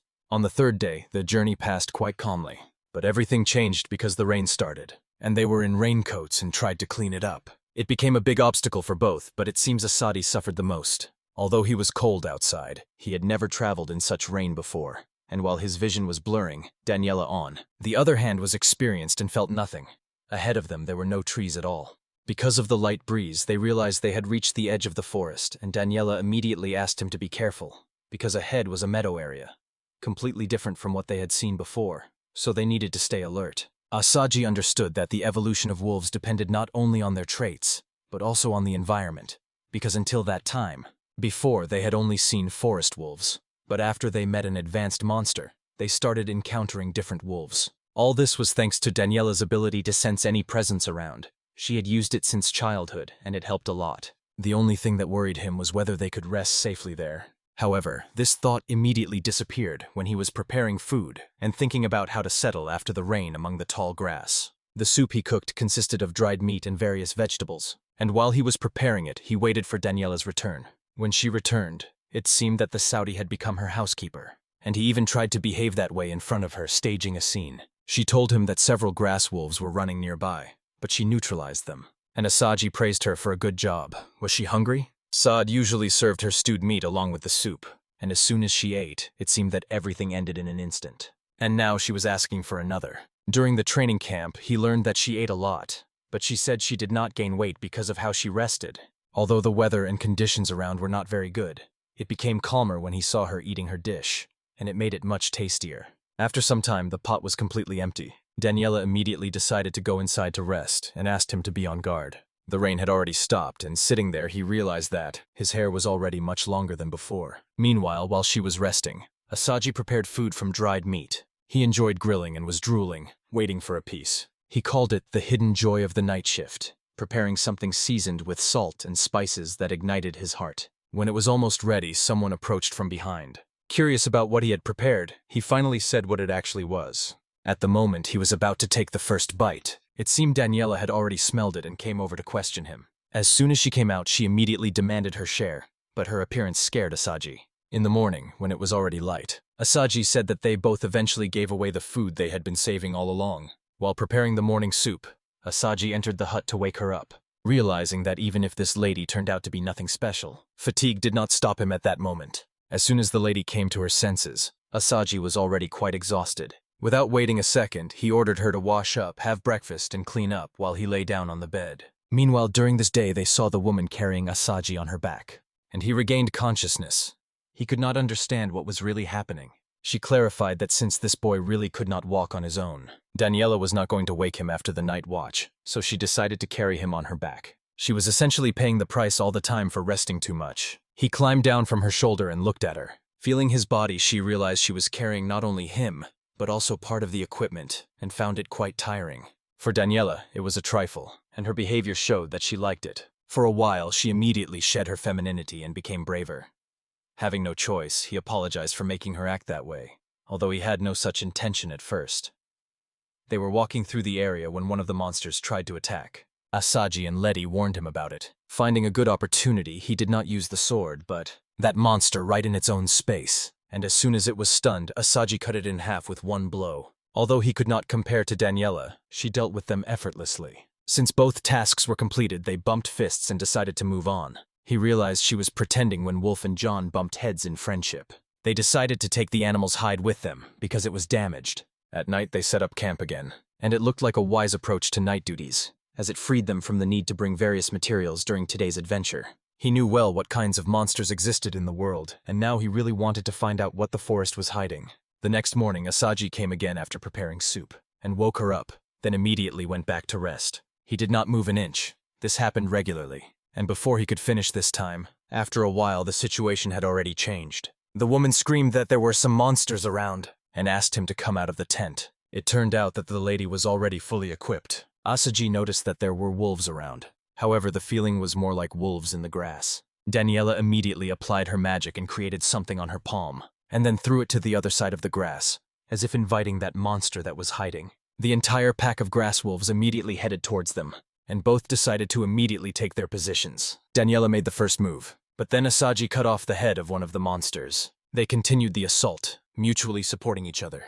Their determination was quite strong, and none of them retreated. In any case, during the defense and destruction of those monsters, when Asaji listened to the sound of the wind, he realized that Daniela was using magic to kill the wolves, and somehow one of them was already about to immediately flee from this. Asaji simply raised his sword, aimed it at the monster, and then used it to extract magic from it. And during the enchantment of the ice ball, he hit it right to the neck, glad that he succeeded. Daniela was very happy, and it seemed that they had achieved what they sought. Suddenly Daniela fell silent and stared intently at Asaji, and after some time, when the awkward silence was broken, she realized that this boy had cut her hair again the next day, making a slice. Asaji entered and woke Letty after giving her the night duties. As she ran her hand through her hair and gathered it up, Asaji was completely satisfied and mesmerized by the sight. This time everything was stranger than usual. He did not lie down on the bed immediately, but told her to be ready for breakfast. It turned out he realized that he had completely transformed into a house husband. After checking the food, he realized that the soup was quite tasty and rich in flavor, and after adding vegetables, the soup was finally ready. Daniela was very happy after tasting that delicious soup, but Asaji considered it the least he could do while mowing the lawn. As he confirmed, he found out that the next day they would be in the village they were heading to, and the village was called Duki. Asaji was very glad and eagerly awaited it, and the more interested he became, the sooner he wanted to go there. He also liked walking in the forest the rest of the time, waiting for all kinds of monsters he would meet along the way. And every time, it could be a wolf, some animals, or a goblin. He knocked down one of the goblins and cut it in half. And when he was hiding the sword back in his magic pocket, Asaji asked himself why he really kept collecting those goblins. He explained that the monster was made of iron, so he had to collect its parts to sell to the blacksmith, which could give them a bit of extra pocket money. Although he managed it, after beating such a low-level monster when he himself was level 30, he felt a bit uneasy. And now he considered himself a completely different person, not the one who used to return a lost wallet to the policeman. It was their fifth and last night. The camp was already set up, and as always, Asaji was on guard. So to celebrate, they decided to get some venison, found it without much searching, and brought it to the camp to prepare dinner. Because of this, Asaji only thought about what Lee's reaction would be when she found out that venison was served for dinner. Again, he realized that he was approaching the peak where he could easily be called a desirable house husband. Asaji was almost lost in the excitement of cooking, but the problem was that they were already in the middle of the forest, and this might not have been the best choice. He decided to give up his pride and cook food for the sake of all the house husbands. Then Daniela came up from behind and smelled the divine scent from the fire. When she arrived, she found that the dish was quite tasty and confirmed that it was edible. Seeing her smile again, Asaji was filled with joy, and he eagerly awaited her amazing facial expression when she tasted it. He satisfied his curiosity. They agreed on whether it was worth cooking food right in the middle of the forest, and Letty explained that the area where they were was not particularly dangerous. Since they did not go on patrol, Asaji felt not entirely comfortable. Therefore, he decided to inspect the surroundings each time before setting up camp. Since the food was prepared, they both decided to eat their portions. And when Letty took the first bite, he continuously watched her to see how her expression would change. She was delighted by the taste of the meat, and Asaji gave himself a perfect score for being a homemaker. Every moment of preparing dinner was filled with joy and the aroma of slowly cooked spices. But it did not compare to the pure bliss he felt after she cooked it. Although the trip was not intended as a vacation, when they visited the neighboring village, it became a rest and brought him great pleasure. Because it was an opportunity to look at night for the first time, he immediately went inside to rest. Outside, the voice about the arrival of a monster was heard again, so yawning once more, he went out. This time they encountered not just ordinary monsters, and Asaji widened his eyes when he realized it was an orc. When Asaji heard from other adventurers, he learned that there were few of them in that area, but some were from the southern mountain base, and he found their presence there strange. Daniela then said that some orcs had recently been exterminated, and then she pointed to the mountain on whose summit it happened. She believed that it must be a group of travelers who managed to escape the attack, and that was the only logical explanation for their presence at that moment. Asaji understood that meeting them now would be bad and asked how strong they were, because they had something that could wipe out an entire log with one strike. Worried, he asked again if the lady had a chance to win. She smiled broadly, full of self-satisfaction, explaining that they would only find out when they tried. The self-satisfied look at that moment fully reflected her cold attitude, and now he was completely sure that he could handle those monsters alone, and they understood that they were now dealing with true power. But nearby they had their own good things. This included their speed, which prevailed over strength. It was still dark, so Asaji got up. He planned an ambush and to envelop them in darkness, which the lady approved, then hid and attacked them with fire magic. When they were off guard, Asaji immediately used detection skill and found 3 presences. The distance was approximately 700 meters with an open area and about 200 meters of bushes. Asaji thought the surrounding terrain was quite small, so they could destroy them while they were within reach, and he wanted to somehow thank her for the purchased equipment during the trip, so this could become a perfect opportunity for him. Before going out to conquer, both once again tapped their palms together. Promising each other to reach the town the next day, Asaji took his side, and then moved very fast, fully motivated, believing that nothing in the world could stop him because they had the opportunity to finish what they started together, because both were already in place. Asaji applied a bit of water magic to the leaves below so that I waste them and then created a jelly suit to hide under a pile of leaves. Then he found a place where he could hide perfectly. After that, it took them 10 minutes for everyone to arrive. It seemed they were about to bite the bait, and in front of Asaji, he actually tied meat to one of the trees to attract their attention. When one of the orcs noticed it, everyone immediately ran to him to grab it. Having bitten the bait, Asaji realized that these orcs were starved to death. He apologized for their journey, because he was going to finish it there.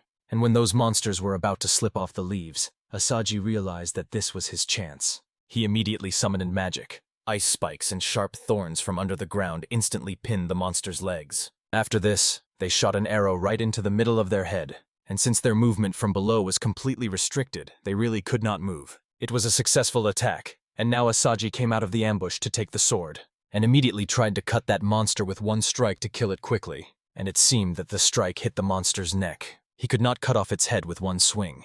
However, he found that the wound was fatal and put an end to it. We create another attack with a perfect swing, but the monster managed to dodge. Not only that, the action managed to deliver another blow right to his neck, and he somehow decided to dodge. This was not the one he was dealing with at the moment, because another was trying to protect him. But then Asaji noticed that the last attack he made in the form of a cut finally worked, because the monster's head was With one strike, you cut off the heads of 2 monsters, and he realized that his magic was useless, and decided to improve it later, not now. There stood a monster that needed to be eliminated immediately. Daniela also approached from behind and told him not to relax under any circumstances. It seemed the orc wanted to continue the fight, even after 2 of his comrades died right before his eyes. Even the roar did not impress Asaji, because he had already heard it from a big monster.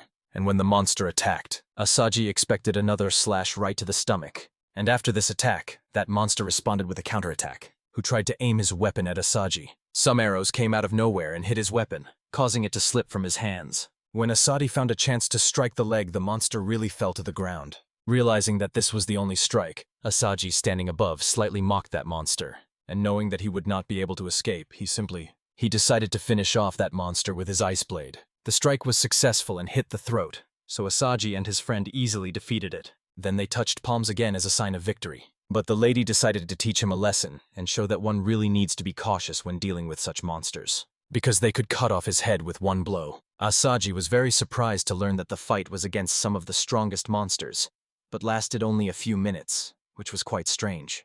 They decided to collect the fangs as proof of conquest, and he was very tired again. When the tent was set up, he decided to rest well. John was most shocked by how this lady had survived so far, traveling alone. So Daniela told him that she had done this only a few times, always traveling alone to fight monsters that were beyond her strength. Moreover, when she was traveling, she did not rest for a minute and did not light a fire so as not to give herself away, and the tension completely dissipated with the arrival of morning. Firstly, it really sounded like hell, because Asaji would never have stayed alone with that thing. And he was glad about it when morning came, because he was completely tired after the night. The next day, when they were on the road to reach the city, Asaji noticed that behind him there was some presence coming from the south. While he called it a monster, Daniela thought it was a person. In any case, Asaji decided to be on alert, because they did not know what might be waiting on the other side. And since there were two signals, Asaji did not understand what it was, but the lady knew it was a horse and rider. After some time, Asaji's observation skills kicked in, and he realized that almost everything the lady said turned out to be true. But Asaji did not like that the lady had not said this earlier, because she hoped he would do it, and his detection skills were very useful. He felt a faint presence. Daniela did not notice it, and the person riding up was a bandit or someone else. And since there was no other way to check, they decided to be immediately cautious. Asaji found it funny that the girl was quite thoughtful, and when they saw the lone rider, he just wondered who could be behind him. Asaji felt nothing good at all. He immediately asked her to leave there, because he did not want to have any problems. By the expression on his face, he felt that he recognized the voice just like the rider. With fear on his face, he immediately asked the woman to stop. It turned out it was the receptionist again, who was riding horseback. I was following him to this city when the receptionist stopped in front of him. Asaji grabbed him by the head, realizing that this would really be a big trouble. The woman was constantly looking for him everywhere, and from the way she spoke, it was clear that she had already fallen in love with him. About finding out what the girl was really doing, she said that she came after him and had nothing to do with her personal or official visit. Asaji knew that staying longer could cause him even more harm, so he decided to move on immediately. She finally told the truth and informed him that the guild had decided to transfer several workers and change the location. And it was noticed in the stomach after 3 days, when these guys moved. To save time, she took half a unicorn. She said it was a special breed, obtained by crossing the strongest horse with a unicorn. That is why this horse shone the most. Asaji realized that this horse was probably the strongest because it managed to cover a 5-day journey in just 2 days. And he began to wonder when 2 such horses would appear in his party so that she could save them from. The guild receptionist was shocked to learn that they were already too close to this village. She hoped to spend more time with them, but he said that on the way they fought real orcs. She was impressed by their strength, and realized that most of them had probably moved during the demand to submit, when these guys had almost reached the edge of the forest, which would have led them both to the village. Both looked at each other and felt significant relief. He was quite satisfied with the breeze blowing there. Asaji enjoys it to the fullest. Now they could see the city from there, from the plains. And to them, this city looked more decent than the previous one. Daniela considered it quite inconvenient because she believed that, when she was there last time, it was simple and unremarkable. And after it was discovered, she said with a feminine pout that she was over 60 years old, knowing that the man was mocking her age again. She did not like this idea. As soon as he tried to help her, it seemed that it did not work. But he was sure that a great adventure awaited further on as well. While they walked into the bright light and goodness, a light breeze, all 3 were about to cross the meadow, and they felt very good. One of the rabbit monsters just passed by them and somehow caught their attention. The receptionist instead told the elf that it was tasty. When she made the comment, both of them looked at each other and smiled. They could not understand how hungry this woman was, even though everyone felt relief. Asaji decided to believe her, although her manner of defending them was becoming more noticeable. He just noticed that clouds were moving overhead, although it had been sunny not long ago. As soon as he looked up, he noticed that it was not a cloud, but something moving very fast. As soon as they noticed, the wet man pointed at the monster, a wyvern flying in the night sky, revealing its presence and giving them a signal to run immediately without hesitation. When Asaji asked Anjalu to come to her senses and fulfill the agreement, he noticed that she could not move at all. It seemed as if something glued her to the floor. She had tears in her eyes and could not move at all. But she fought with all her soul, or even by the fact that she could not speak. He realized that it was her past that completely paralyzed her, and the situation got out of control. He constantly tried to bring her to her senses, because he wanted to save the lady without any expenses. He was not there to argue about the situation, so he immediately he took her by the waist, and then decided to use Jay, a jack of all trades with monster skills, and immediately uses her. He started moving very quickly from the spot to go straight to the townspeople are fleeing from the monster. He moved very fast and did not slow down at all, and the girl blushed, unable to keep up with the movement. She tried to grasp the wetness so as not to get lost. At that time, Asaji was running even faster than the unicorn, which had covered this distance in just 2 days. The guild receptionist understood the difference between him and the unicorn. Despite the fact that Asaji could not control his speed, he had no intention of stopping until he reached the place, and so both continued to hurry. The receptionist forced the unicorn and called her by name. Somehow it caught Asaji's attention, but he decided to keep running and paid no attention to it. On the other hand, due to constant movement, Daniela was already almost losing everything. However, remembering that he must first save her, and feeling that she was trembling strongly, he was not worried about what would happen if it happened again in the city. He believed that the city had well-fortified defensive structures for such common cases, and this was not a real fight. And he was convinced that there would be someone in the city who could deal with such a monster with a single blow. When they approached the walls, he looked once more and was convinced that this was not an ordinary event.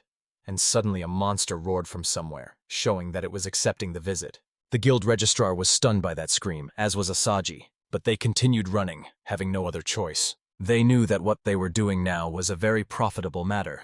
And as always, the boy worried about the future, while the lady was just thinking about how to get out of the current situation so that the problem could be solved. They sharply increased their speed again and noticed that the monster was approaching them, so they had to run as fast as possible.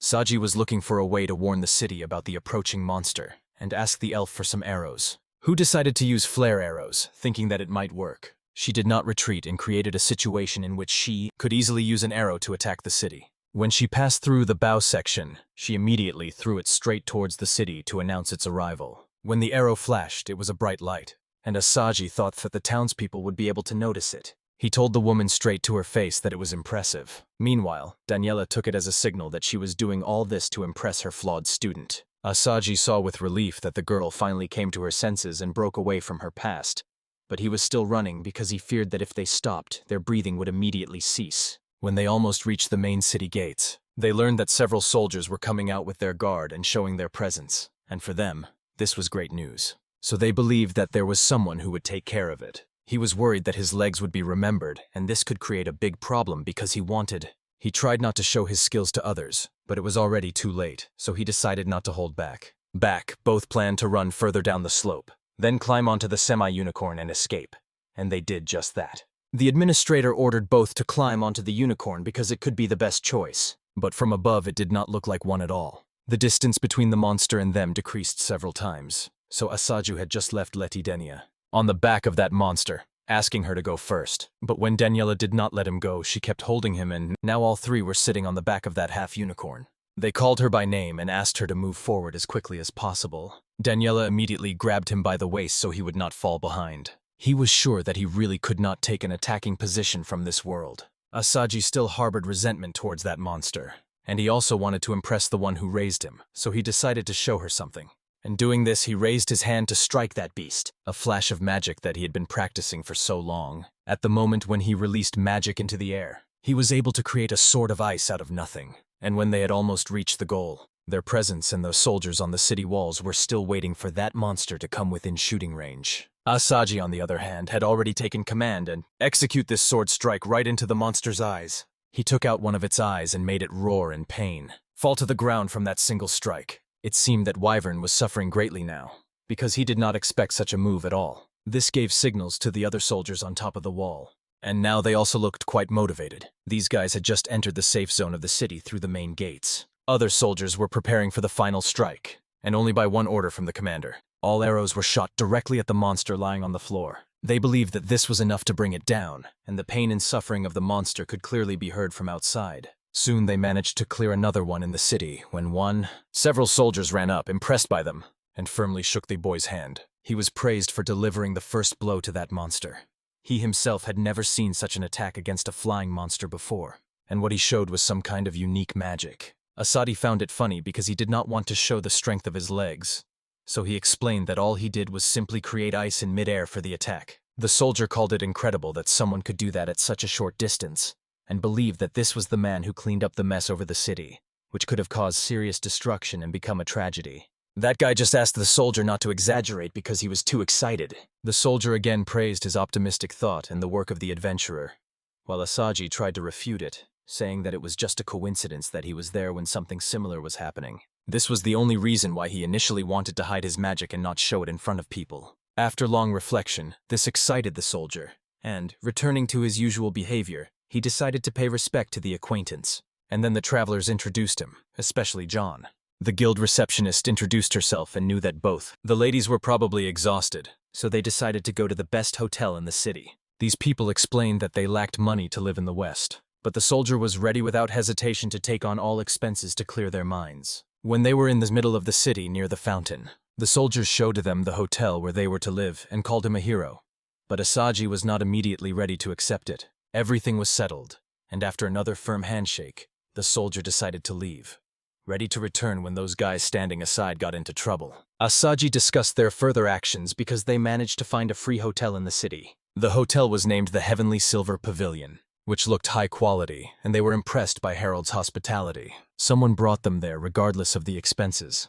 The receptionist was busy with her own affairs. She decided to immediately return to the guild and report that the organization had taken care of her accommodation, so they should not worry. Both waved to each other until the next meeting. But Asaji spoke rudely. She decided to teach him how to speak properly.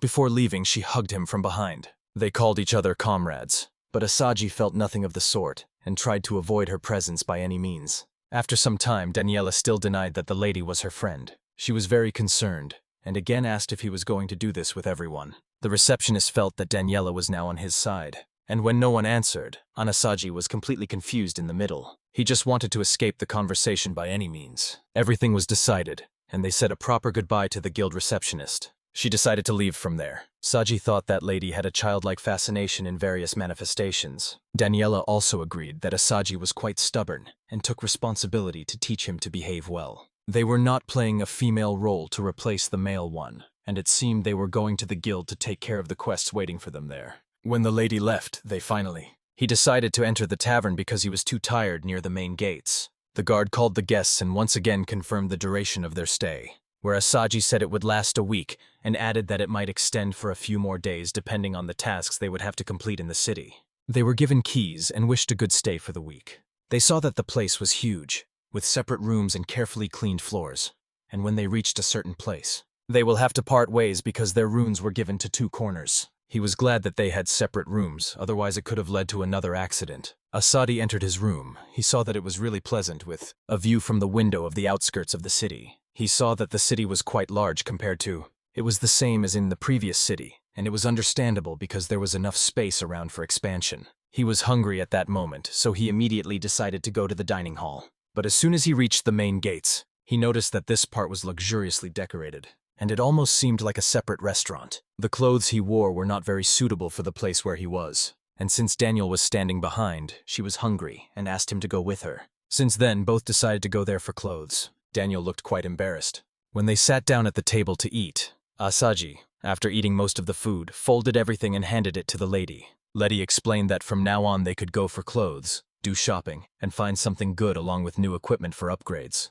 In fact, Asaji leveled up after he himself defeated several monsters, and so he decided again to check his status to show that his magical attributes had slightly increased. It was expected because he trained a lot and focused all the time on mana concentration. Later, Daniela herself said that her level was already over 70, and Asaji congratulated her.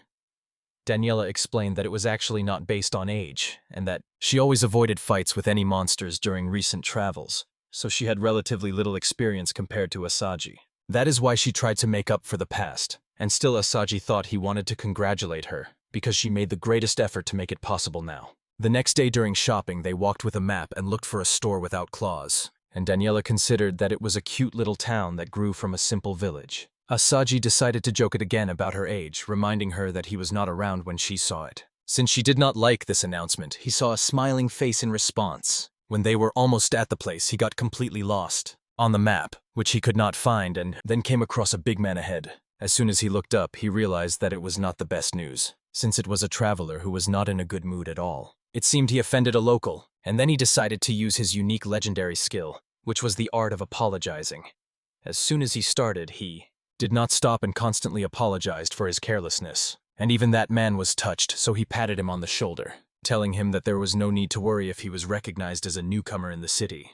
When he passed by, that man introduced himself as Zoro, said he was a traveler himself and believed they would meet again soon. They both greet and introduced themselves, shaking hands. They hoped to meet again in the future, and Asaji spoke. For an adventurer, it sounded too formal. He simply asked him to stop. The problem was resolved, although in reality there was none. Then the traveler left and Asaji waved his hand. At first he worried in vain, and now that everything was settled, there was no reason to worry. He noticed the awkward situation and turned back to clarify it with Daniela. She felt that silence every time they were about to meet new people, and Daniela did not expect it from the very beginning. However, he noticed it well because the same thing happened when he first met her. She could not clearly formulate her statement, but she told him that she was completely unable to talk, and when she said these words, the lady blushed all over. Daniela explained that the only reason she could talk to him was that they had a common topic, and now she perceived him only as a question related to the topic. The little elf explained that before she met him, no one played a role in her life, and now that he mentioned it, it was not even difficult for her to express herself in front of him. Asaji, on the other hand, thought that the lady had traveled a lot. She would be able to communicate easily with others and would not consider it a big problem, so they decided to continue the expedition. Believing that they would find a way out later, Daniela spent all her time with him to prove to herself that she was better. She said that from now on she wanted to change, and the man chuckled when he saw how she adjusted her answers to the situation. They reached a store called Goblin Boutique. Although they did not like the name of the shop at first when they entered, they were greatly amused by the outfits that were displayed, and it looked more bad than anything else. Everything around seemed to bloom with teenage hormones, and he thought that such types of clothing were really not to his taste. But on the other hand, Daniela had already chosen one of the dresses. While she was showing her collection, Asadi pointed to another, cuter dress. This shocked her even more because she did not know when and how she would wear it. The seller approached from behind. Ask those people not to make noise in the store. Asaji apologized for causing such a commotion in this situation. He explained that his friend found a fabric that she might like, and the seller decided to give a small discount on the purchase. Daniela wanted to object, but it seemed that it would change nothing. As soon as she left the store, the man was grabbed by the neck, thrown into the air along with the pocket, and somehow he let down his guard but did not let it go completely. It was pure physical skill. He simply asked her not to be rude and said they needed to buy something so as not to offend the seller. However, he explained that they could not just leave the store without buying anything, and then he gave the item he bought to her, while she took it in her hand. When the woman blushed, she pursed her lips and agreed that asking to buy it was unnecessary. Later again, Asaji grimaced and asked her to put it on. Otherwise, it might go to waste. He kept telling her over and over that she needed to wear it. Otherwise, it could be considered a great waste, and the lady meanwhile recalled how it would look on her. She decided to do it only once as a single exception, and Asaji eagerly awaited seeing her in it. At least once they decided to walk through the shopping area again and find something he could wear. Or briefly a few men's clothing stores that passed by another store called Paw Armor. And as soon as they entered, it showed a prompt to view the store. The seller greeted them in the store and then asked about the person who was supposed to wear the armor. Asaji introduced himself as a customer and then asked to express his suggestions. The seller decided to take him around the shop and show what clothing was available for him. As he walked by, he noticed that all the material there was quite ordinary. Although the shop was significantly more valuable than everything else. In one case, a regular shirt was marked with the highest price. They said that this t-shirt was enchanted, which simply doubled the current ability, and he said that this was the only equipped shirt in the world. He thought it was quite crazy, and the seller told him that this item would go to auction because its high price made it difficult to buy. When Asaji looked, he realized that the place was filled with all kinds of fantastic artifacts, and he thought to do it on his own initiative. This could have been one of the best options. Seeing the boy's interest, the frame continues. They decided to offer him to try on the item. This made the Saudi doubt whether he could really get it. But for the shopkeeper it was not a problem, because the shirt had several spells that allowed tracking and controlling it remotely. He explained that even if he tried to escape in it, after some time he could die, and that this item was really dangerous. The shopkeeper actually did not allow any client to have it, but for him and his character he made an exception. But before leaving, Asaji asked for confirmation from Daniela, who thought that he should agree, because it could become an important part of his armor. Having received this, Asaji realized that he could really try without any hesitation and then accepted the offer in front of the seller. He went into the fitting room and then tried on she. The shirt was 100% cotton. Its fabric was from Japan. Then the seller led him to the designated place. While he was moving, everyone present was talking, and it was clear that they were discussing something. The seller asked him to pass some magical energy through it to activate agility, and Asaji was worried. He confirmed this again with Daniela and asked her to watch over it in case something went wrong. He moved into a defensive stance, and by command decided to add a bit of agility and a bit of magic to the next step. He wanted to move very quickly, using jack-of-all-trades, but this time it was faster, and somehow some people couldn't even feel the movement. This guy rushed through the middle of the city at high speed. He shocked everyone, even himself, while the boys standing there could not immediately understand what had really happened. He was pleased with his strength at that moment, which was twice as great as the power of his agility. Everyone there now praised the boy for moving so fast that it was quicker than the blink of an eye. And Assad, you considered that thing quite amazing. He quietly apologized that it happened much faster than expected, and the seller was simply stunned, thinking that if he had run, he might not have been able to stop him. The shopkeeper was shocked, stumbling over his words himself because he never expected such an effect from a single shirt. He explained that it was agility and his own skill as a jack of all trades. Now he was immersed in one thought, wondering whether it was worth leaving that thing, because now he was at the same. She reached Daniela's level and realized that it was all thanks to how quickly she mastered the role of a jack of all trades. He could not understand whether it was worth taking that thing, but later he put it back on the shelf again, changed back into his usual clothes again. He was also attracted by the armor made of demon leather, which was enchanted, and the seller approached to make sure that the boy really found what he needed. When he became interested in another armor, the shopkeeper said it was made of dragon leather, and moreover, this caused panic in the north among all the young dragons. He told them that probably some man came and quickly dealt with them. He was considered a hero. When the lady heard again about the panic flight of the dragons, she trembled and immediately sat down on the floor. Asaji did not know anything about the hero at all, so he asked around and found out that the hero's name was Yasushi Matsumoto. As soon as Asaji heard this word, he was stunned for a moment. He realized that what he had pronounced was definitely a Japanese name he had heard before. His reaction showed that the name was familiar to him. He froze for a moment, asked again, and confirmed that the man was okay. He tried to pretend that it made no sense. It was the first time Asaji heard something about his home in another world, so he froze. Now he understood why those armors were so cheap. The seller explained that the item made of young dragon leather provides protection from fire and magic, increases strength, and costs about 40 gold coins. In that outfit, everything was made from dragon leather or hair, including all the details for a full set, and the merchant was ready to sell it for 60 gold. He thought there was so much leather that it could be afforded, but even that price was attractive to Asaji. Since he could not buy it immediately, the trader told him that in a regular market it would cost 80 gold coins.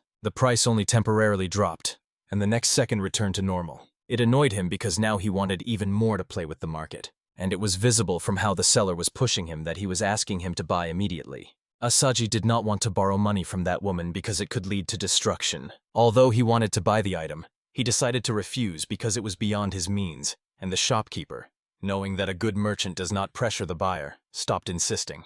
Although the last record indicated that all the clothes would cost over 100 gold coins, now he was going to lower the price to 80 because of the good service he had received. Asaj understood that this merchant was trying to get the maximum from him, but, being Japanese, he had only just started bargaining. Asaji was confident that the next auction would succeed thanks to the demonstration he had just shown.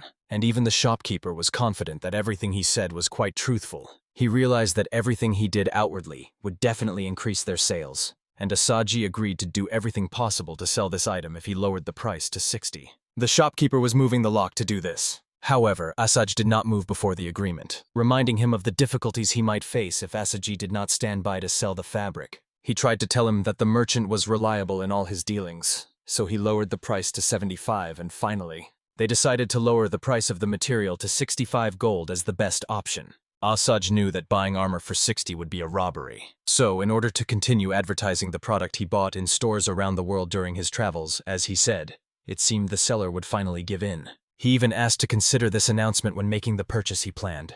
And since the merchant had no other choice, he decided to sell only one item, so that when Asaj left the shop no questions would arise. He asked again if he would be able to collect all the gold coins, but Asaj was completely confident in this, because now he had set himself the goal of obtaining these coins at any cost. At the moment, Asaj had about 20 gold and approximately 60 silver coins, and after counting, he only had 10 left because all the silver belonged to the whole group. Daniela could not understand why that man took it on if he didn't even have enough money, but John asked her to stay calm and go to the guild, to see if there was anything that could prepare them for any purchase they were going to make. Daniela decided to support his hope, and Asaj promised to make it happen. Their Letty was playing with his emotions again. They said he was lucky because she was nearby. Asaji pretended as if he understood nothing. She explained that they were both in this together and were part of. They could easily double their income by working together. And now she really behaved like his wife out of the blue. Asaji again clarified whether she would really go with him because of his impulsive desire, and the woman, touching his back again, confirmed that they were together, so he shouldn't think like that. Such a feeling arose in Asaji when he had a good partner nearby, and Asaji thanked her for being so wonderful. Suddenly he made her an offer with 3 magical words, and left the lady with a completely flushed face, who now began to run, trying to object. And there was a small burst of emotions, After a long walk, they finally reached the city guild and saw that the place was located in Mormon. Daniela believed that whatever job they got, it would bring them wealth. Each of those present had a unique skill in their own tire. The receptionist noticed that they were both new in town. Asaji confirmed this and said where he was going. The lady immediately recognized him as Great John, who traveled everywhere and, according to her description, saved the city from a great monster. Asaji did not expect the rover to react like that, because his attack only scratched his face, and did nothing more. The receptionist had heard about him all the time, and even said that the captain of the district guard had submitted a petition to award him for good work. He just asked the girl to give him the biggest reward for the head of that monster, and could not understand the reason, because it was those very soldiers who always knocked him down and caused most of the damage. Daniela was also completely devastated, but the receptionist continued to tell which materials were taken from that monster. Among them were all the high-quality items, wings, scales, and even the heart which now belonged to him. When he was reading the paper, in particular, the material was written as if it fully belonged to him, and Asaji could not accept that the guild guard now approved this. He could not agree that a random person like him would take all the stuff.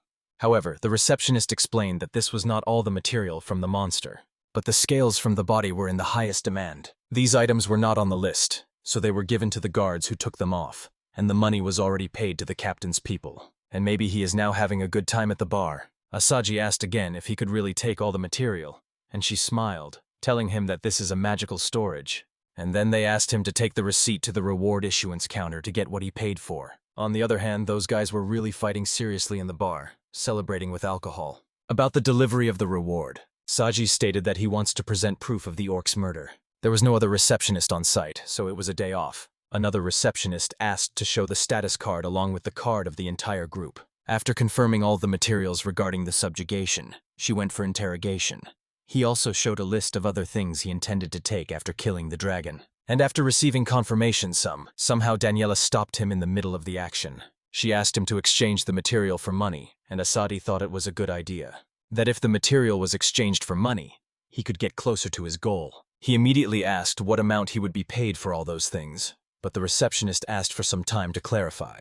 They both decided to wait on the chair. Asaji was glad that they could really sell all the materials, and since they were of high quality, they believed it would bring them a great profit. Since society did not know that he could sell the material, he thought that he would carry this in his pocket all his life and never take it out. It was one of Asaji's funny habits, and it seemed Daniela was impressed by this habit. She knew that he had other strange activities as well. For example, he often ran his fingers through his hair, especially when he was trying to figure something out. The most pleasant thing for the lady were Asaji's beautiful eyes, which always entertained him.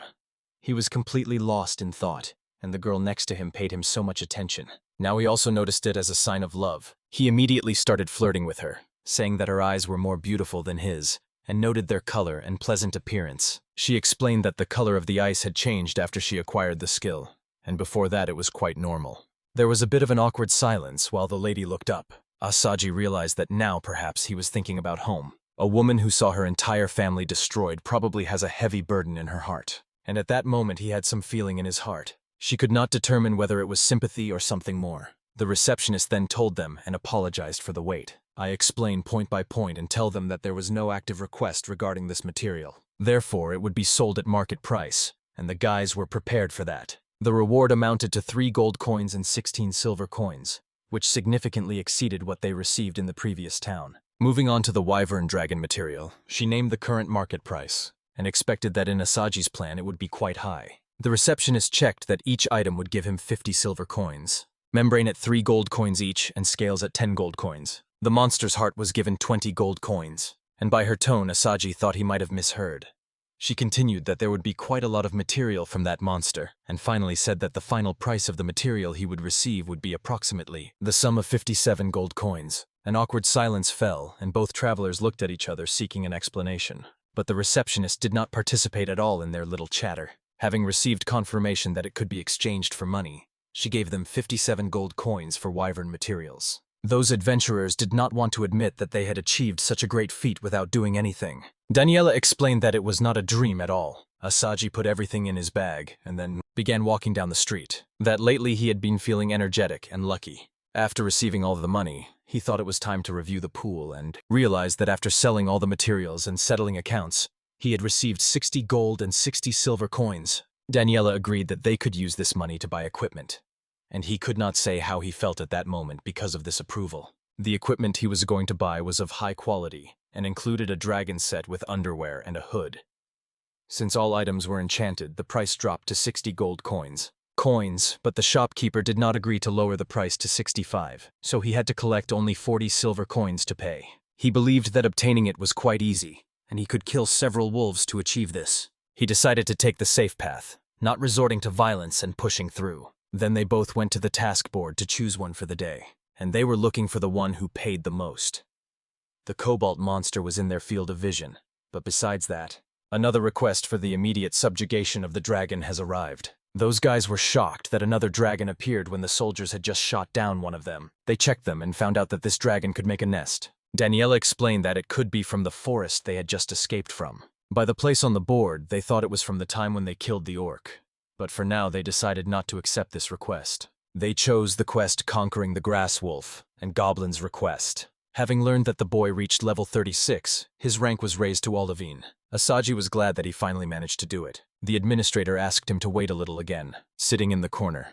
When he went there, it turned out that Daniela was absent, who returned after some time and explained that she went out to the food kiosk because she was hungry. And there he told her about how he earned the title. Knowing that rank D was the entry into the Precious Stones rank, she considered it quite impressive for his growth.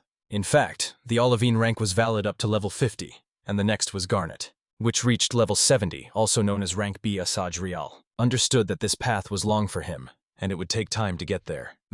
Moreover, his party companion was now much higher than him. Asad was glad that he could catch up immediately.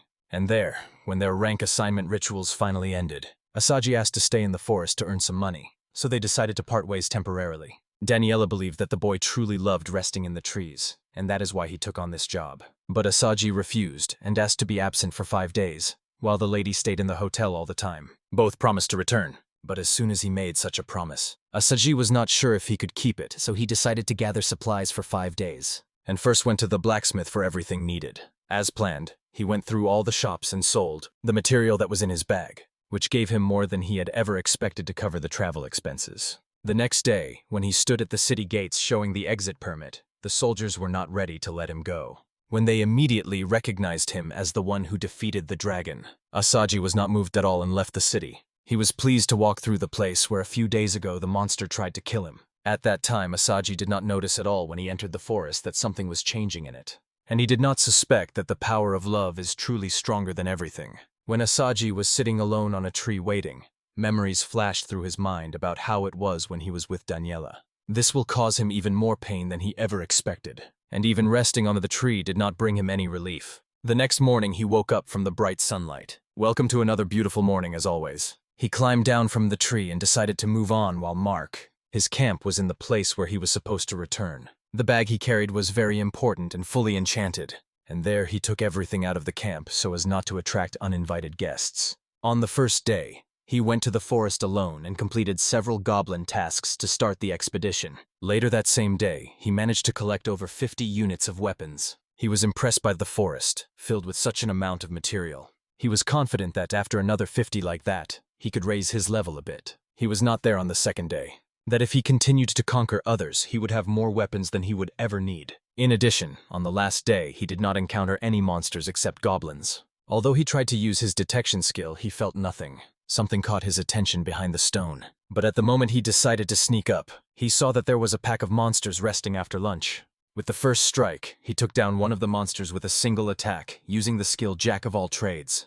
And without waiting a second, he decided to go to the others. Before they could figure out how to respond to the sudden attack, Asaji cut off several heads of those monsters, and in the next fight, he beheaded them all at once. A few simple strikes were enough for him to destroy that presence as well, and also the lives of those beautiful souls. Later, he even gathered all the points as evidence. He drank water to get rid of fatigue, realizing that the enchanted bottle kept the drink cold and full all the time proved to be very useful. Since then, he conquered more and more. At that time, Yellow did not feel very well while being in the bath. When I relax, I feel incredible pleasure. She was waiting to tell him about this joy only after his return from the expedition. And recently, she realized that every time she had something tasty to eat or was in a good situation, she kept thinking about Daniela. Then she imagined that the boy could be hiding in some tree with an excited expression on his face. It seemed that this was happening. When Saji was in the forest, he felt someone's presence, and somehow he was hinted that this feeling was not good at all. He managed to sneak up to the swaying monster that was calmly resting in the middle of the forest. He really did not feel anything good about this, because it looked the same as before, although he was there to destroy several packs of small monsters. He could not get up now to write this down. He realized that although this had previously been the lair of those wolves, they could have fled as soon as this monster appeared. Then he noticed another presence in the forest and became interested in whether they were travelers, realizing that they might be involved in the reward for the conquest. "Assad, you found everyone and He decided to inform them of his presence. When those adventurers saw him, he decided to immediately tell them that he was going to flee and not stay behind. Even if they thought he was an idiot, he would not risk his life for that. And while he was thinking about which course of action would be best, either run or stay behind and watch, he chose the second option because he thought that by seeing how these guys fought the monster themselves, he could gain useful experience for future battles. One of the adventurers stood before that monster and was about to go out to prepare for the attack, while others, for staying behind to cover. Others still held back to approach and suddenly attack the monster when it was unprepared. And there the expedition finally began, because everyone decided to act simultaneously to destroy it. When arrows flew toward the dragon noticed them and did not even. One can try to dodge them because those arrows did not affect it. In rage, it simply roared, and Asaji revealed the whole story behind this. In fact, they were deliberately undermining it. Although it was difficult at first, later they began to win the battle. They attacked from all sides. The distraction allowed them to damage its wings while the tank kept it occupied all the time. The tank constantly used a small shield that absorbed most of the damage. The rest of the group focused on the target, which allowed them to inflict a lot of damage. It was only a matter of time before the dragon's wings became unusable, and it seemed that everyone simultaneously focused on it. The dragon was now preparing for something, and the whole adventure now took position behind the tank's shield. And after concentrating all his strength, the monster attacked them with a dragon's breath, while the tank kept the shield up the whole time and did not want to retreat at all. Even Asaji, who was hiding behind a tree, felt such power, and he realized that the monster had finally gained the upper hand. One breath pierced the shield, and this blow disabled the tank. The entire group of adventurers could not hold the situation, and eventually they realized that they really could not cope. The other two adventurers in the group decided to take the opportunity to become a tank. Asaji realized that this was not good at all, and whatever they did, it put them in great danger, which was quite noticeable on their faces. At that moment, some adventurers were trying to help the wounded, and another took command to be dead. The dragon did not want to fight the other at all, because it wanted to immediately take the life of one. Asaji notices that this is very bad, decided to use the legs of the forest wolf to distract the monster for a while. Although he wanted to scream, something immediately restrained him. However, he decided to use his skill to save their lives and stop the process of overthinking, leaving him no other choice. Asaji immediately took advantage of this and sharply lunged forward in the air. He decided to thrust his sword into the body of that monster. But it did nothing, because when the strike hit the monster, his blade also broke. He was glad that he managed to divert the attention of that monster. It turned out to be nothing, because now the beast was angrier at him than at the group.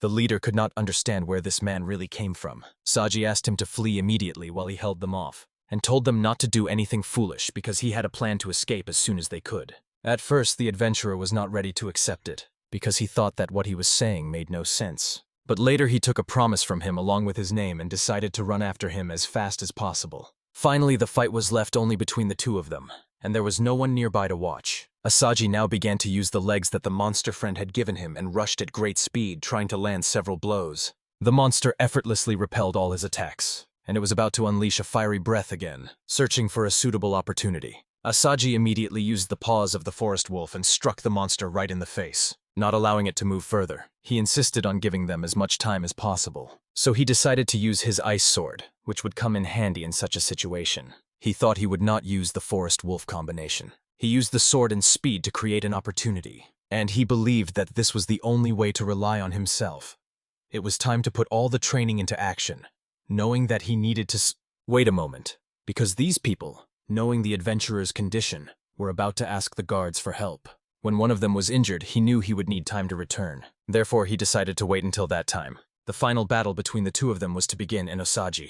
Feeling that the monster was about to pounce on him, he immediately rushed forward sharply, thanks to his ability, and moved through the air with those legs while he was trying to attack that monster. He felt that none of this was working at all, so he involved a jack-of-all-trades master to predict his movements and how it would affect. He knew he could use images to maximize his effectiveness in battle. and considered it a real deception, was glad to receive such knowledge. Suddenly he powerfully struck that monster with his leg, and with this appeared a blade-like sword, cutting through the enemy. This attack slightly touched that dragon, who was accumulating all the pain and sent it bleed.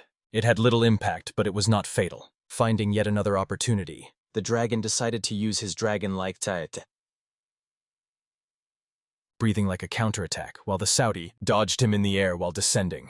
He thinks again about making a cut on his body on the left, with the same awareness that his sword causes no harm. Only his magical attacks worked when he used different types. Probably it was precisely because of this that the entire party failed, because they did not use it. When he was just realizing, he completely lost vigilance. Now he stood before the breath of the dragon, not fully realizing what was coming at him.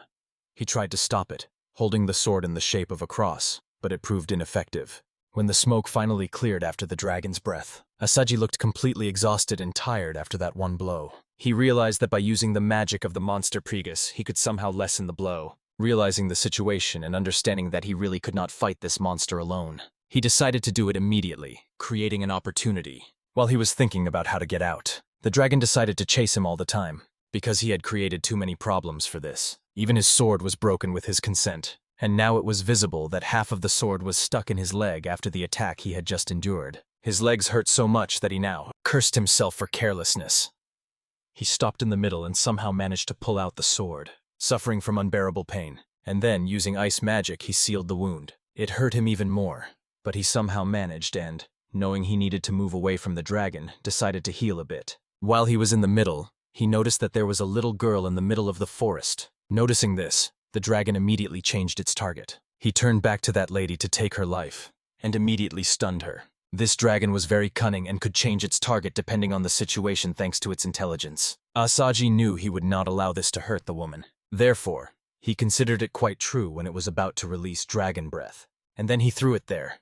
The ice sword appeared again, and he moved with a determined intention to deliver a fatal blow right to its head. As always, the dragon's scales were strong enough to tear something in half. Yet not a single scratch reached the body of that monster. The ice did not help at all, so it was decided to use a different attack in the form of an ice arrow, thinking that it might work. As usual, when he was knocked from the air, there was no impact. Only less significant skills were slightly affected, but it was not in vain at all. But without waiting even a second, he immediately ordered the little girl to run, because it could create more problems for him. Before leaving, the lady decided to gather some herbs, which was really funny. She could not worry about that when her whole life was at stake. Even Asagi wanted to escape, but really could not. He calmly thought whether the tribes knew that something awaited them in the forest. For the first time, Asaji was going to fight this monster alone, but could not figure out how to do it. He wanted to prove his worth to Daniela, and now he intended to immediately develop strength within himself. Again, only Asaji and the monster stood facing each other, and he thought to himself how strong Daniela was. Since she really could not face her past, he had to protect her, and that was why he had to keep his promise anyway. Asadi insisted on his point and decided to destroy the Wyvern to prove his worth while the lady was not ready to face her past. He believed that she was as strong as the first person for whom he was. I will take all the risk and destroy this dragon. Believing that he had no doubts about fleeing, he thought that his desire to continue their adventures together was completely irresistible, and now he realized that he wanted to be with Daniela, and this allowed him to understand how it really worked. His love for her it was not just a fake, and that was quite enough for him to fight the monster. Regardless of everything, at that moment a mysterious power was raging within him. He believed that nothing would stop him from killing that dragon. He came up with a rather simple strategy. Combining his ice sword and the paws of the forest wolf, he made sure that every step he took was measured. He immediately began rushing between the trees in the forest to create a clearing for fighting that monster, while the dragon tried to concentrate all the power of its breath at once to knock him down. Finally, he found the moment he had been waiting for since the very beginning of the attack. And there, when it seemed that the dragon was completely unprepared for the attack, he immediately aimed at the tail of that monster and with one strike cut it in half. The monster could not stop screaming out loud from pain. It was simply suffering at that moment, and Asaji felt the same and decided to take advantage of it. Opportunity to attack as soon as he found a gap. His next target was the leg, and when he was about to receive a blow, the dragon used intelligence and now tried to imitate its breath attacks to create a chance. Even the fake somehow out of nowhere turned into the real thing. Anasadi was struck, enveloped by dragon's breath and thrown far away. Now Asaji lay on his back on the floor. He felt intense pain and then regained consciousness. He constantly thought about what to do because he had to either find a way out or escape. He thought about how he could defeat him. He even thought about rivers or tools that could be useful. It was then that he noticed he was already close to his camp. This meant that he could have hair paste that he made himself. He somehow gathered courage and reached the camp, where he tried to hold it together, to climb to the top of the tree, and there he managed to find a bag, which was a kind of treasure for him. He immediately took the bag he was holding. But at that moment, he saw that another dragon was rushing at him to strike. Asaji was able to withstand that blow by hiding behind a tree. But that thing even pierced him, and now it was very hot and stuffy. He knew that if the tree were even a couple of millimeters thinner, his shoulder would have burned. The dragon tried to find where the raw spot was, in which he was hiding, and Asaji immediately came out of his hiding place. He knew he could stand up to this monster with his tool bag. He immediately looked inside and pulled out ancient Elven sword.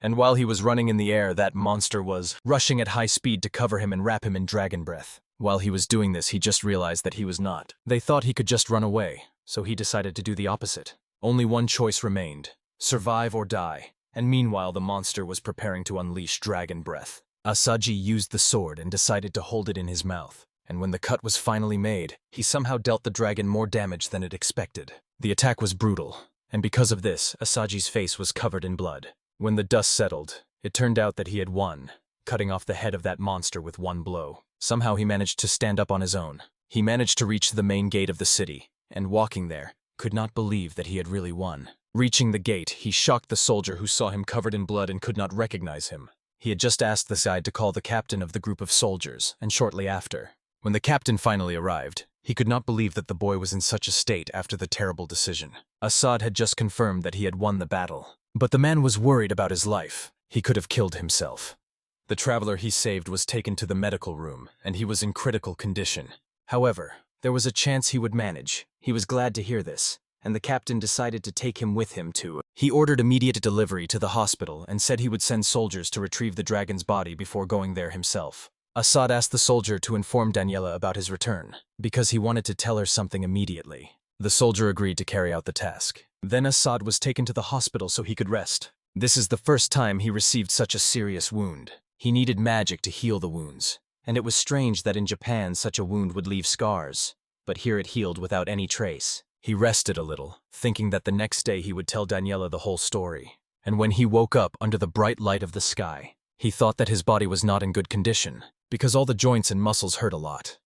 When he was conscious, Daniela entered the house with a bright smile, declaring herself for the first time. Assad was glad to see her happy face. There she told him that a soldier came last night and told her about him and his condition. She even called him a reckless fool. And from the moment Asaji felt this feeling for her after the last meeting, he began to look at her differently. He tried to explain that he never wanted everything to happen this way, but it seemed Daniela was not listening to him. And she continued and gave him a bright. He nestled against her chest, and Asaji could not understand what had really happened. She told him that when she found out he had defeated the dragon alone, she was breathless. And there the woman simply could not cope with her fear. Everyone she had lost so far was taken by this simple monster, and she was not ready to lose another. She felt relief only when she heard his heart beating quietly. All fears disappeared, and she told him that since then, Daniel was going to always be by his side and under no circumstances leave him. She also confessed her feelings to the boy. She told him that she would never let him go and that she would always go with him wherever he went. Asasi, in turn, felt relieved that the lady said first everything he wanted to say.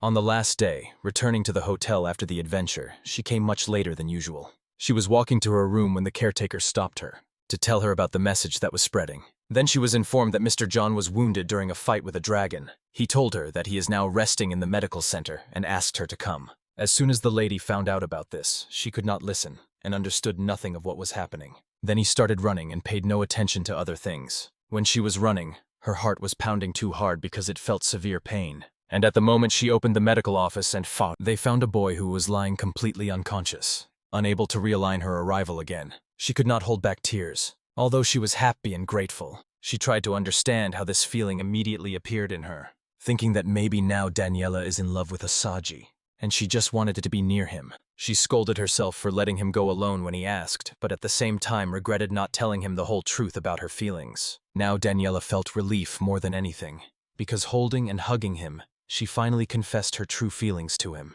She decided to always walk beside him, and when she looked at his face, the boy looked even more handsome than usual. John also added and clarified that at that moment he was struggling. The only thought in his head was to run away. But everything changed as soon as he remembered her, because he wanted to prove to her that he was worthy. He decided to continue the fight. Something completely prevented him from running away. While both were blushing, he finally revealed the real reason was that he always wanted to protect her. It happened suddenly. He added that although he was not a hero, in any situation he would still choose her.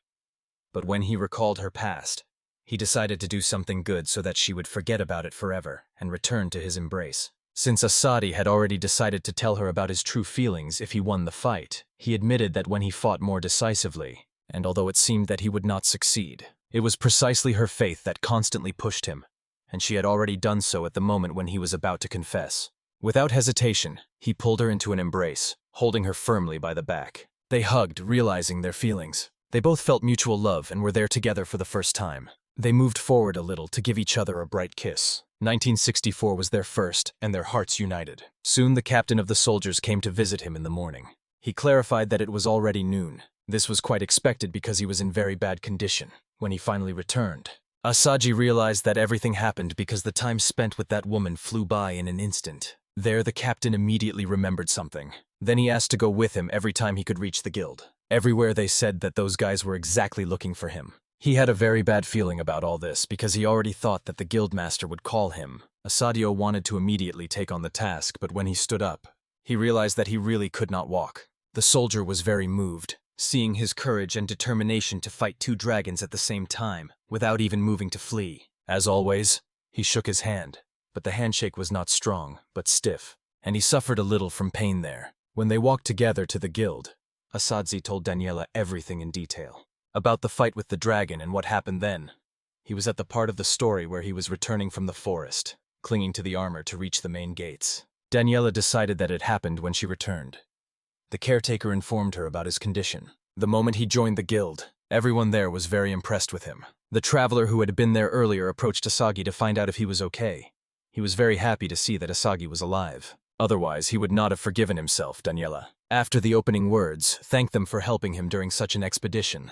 Rex explained that they all helped each other, and that was why they managed to succeed. The tank person who took care of the whole group had to be fine, but they would have to spend too much to cover his medical expenses. They currently had a small debt, so they decided to start intensive training to restore coordination in the team. Asagi wanted to distribute the reward he would receive from the expedition. Rex was stunned because he could not believe that even after killing the dragon himself, he was ready to share the reward. He was not ready to accept it. But in Asagi's eyes, they were the ones who started the fight in the first place. He was the only one who saw it through to the end, judging by how he said it. He took into account that these guys also helped, and after some time announced the final statement. Daniela decided to intervene while the other traveler that this man in no way accepted defeat, so it was better not to argue with him at all. And in the eyes of the other, he seemed very kind and stubborn.